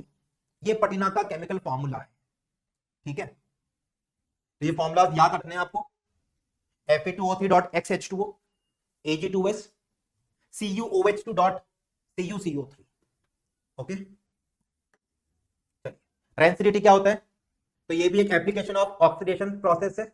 जब खाने में प्रेजेंट फैट और ऑयल एयर में, मतलब left exposed to the open environment for a longer time, ये एटमॉस्फेरिक ऑक्सीजन से कंबाइन कर जाते हैं, इनका टेस्ट और स्मेल बिगड़ जाता है। इस प्रोसेस को क्या बोलते हैं? रेंसिडिटी। ठीक है, तो when fats and oils are oxidised and due to which their taste and smell changes, the food become rancid। ठीक है, the food become rancid। इस प्रोसेस को क्या बोलते हैं? रेंसिडिटी बोलते हैं। तो ये क्यों हुआ? Because of oxidation. कोरोजन भी क्यों हुआ? ऑक्सीडेशन की वजह से। दोनों प्रोसेस होते हैं, लेकिन उनको ऑक्सीडेशन प्रोसेस बोला जाता है।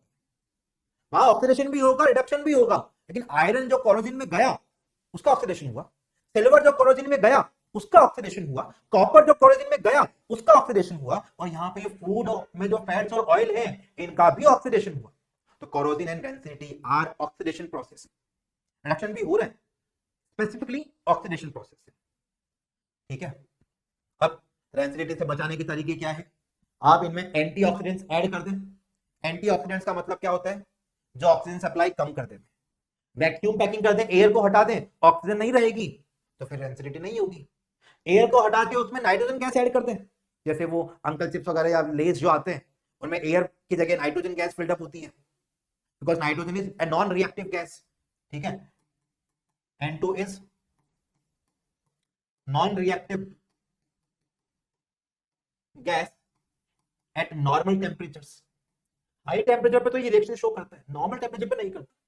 या खाने को आप रेफ्रिजरेटर में रख दें, तब भी उनका जो रेंसिडिटी है, जो ऑक्सीडेशन प्रोसेस है वो स्लो हो जाता है। या फिर खाने को एयर टाइट कंटेनर में स्टोर करें।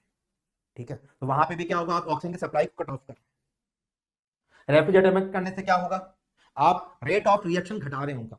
जब नॉर्मली टेम्परेचर बढ़ता है तो रेट ऑफ रिएक्शन बढ़ जाता है किसी भी रिएक्शन का, वो रिएक्शन बहुत फटाफट होती है। टेम्परेचर घटा देते हो तो उनका रेट ऑफ रिएक्शन कम हो जाता है। तो इसलिए जब आप रेफ्रिजरेटर में खाने को स्टोर करते हो तो वहां पे आपने रेंसिडिटी के प्रोसेस को स्लो डाउन कर दिया है। ठीक है, तो these are the methods to prevent rancidity.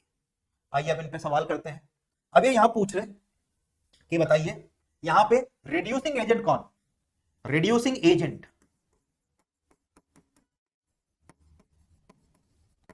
मतलब जिसका ऑक्सीडेशन हुआ।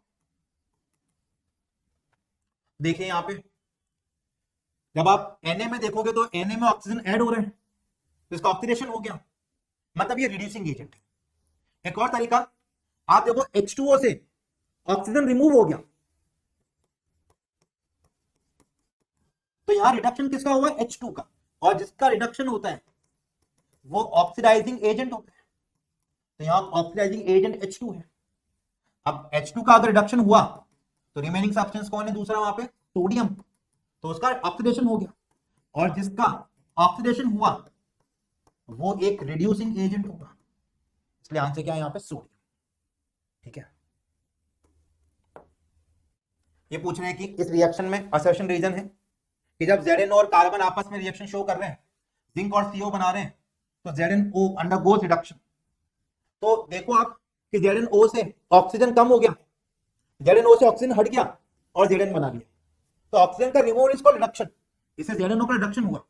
असर्शन तो सही है। रीजन, कार्बन एक रिड्यूसिंग एजेंट है।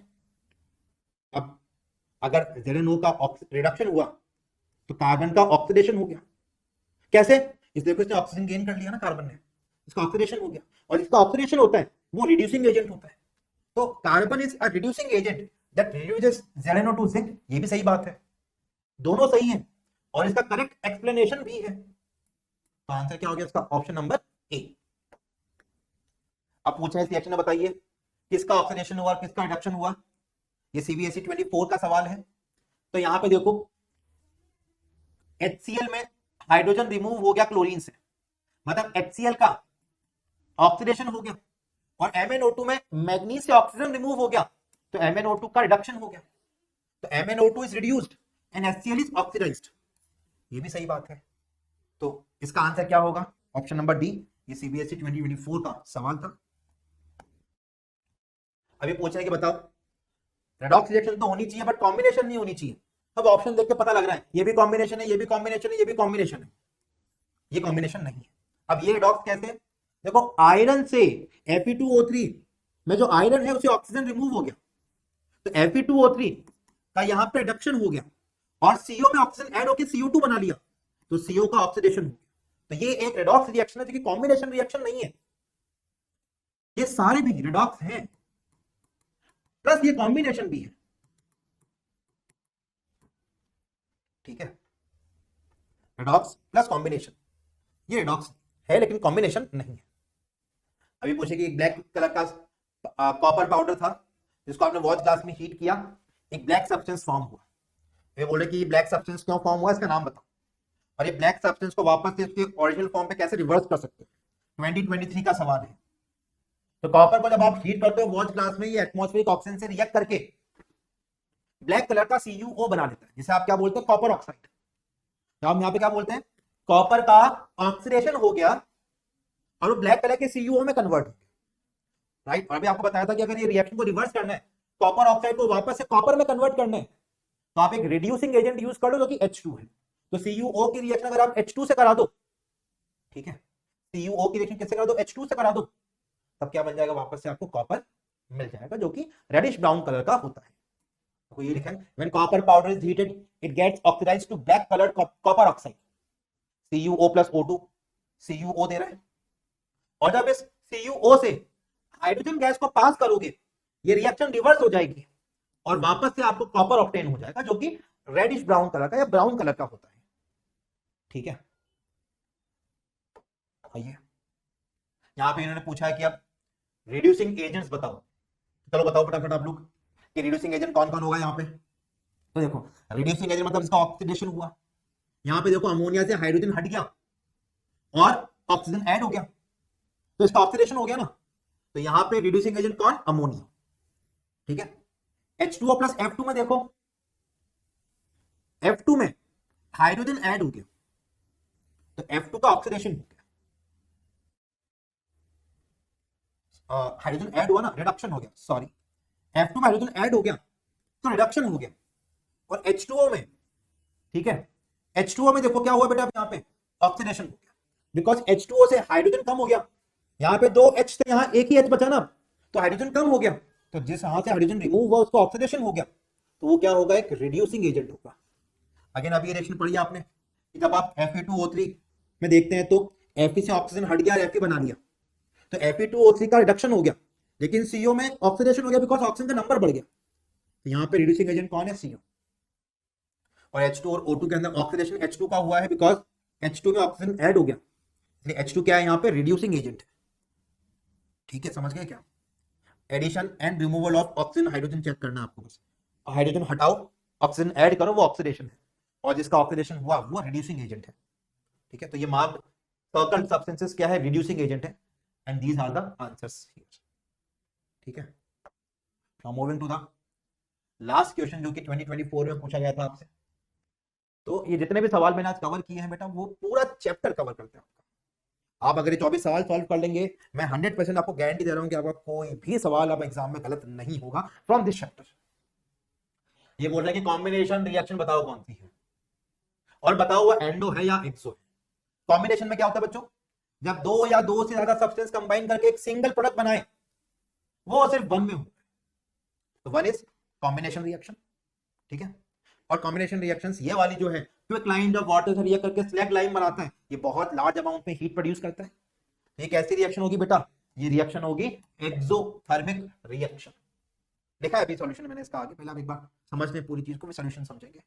फिर ये बोल रहे हैं कि एक डिस्प्लेसमेंट रिएक्शन बताओ। यहाँ पे डिस्प्लेसमेंट रिएक्शन में क्या होता है, डिस्प्लेसमेंट रिएक्शन में आपको रिएक्टेंट साइड पे दो रिएक्टेंट दिखाई देंगे, ठीक है।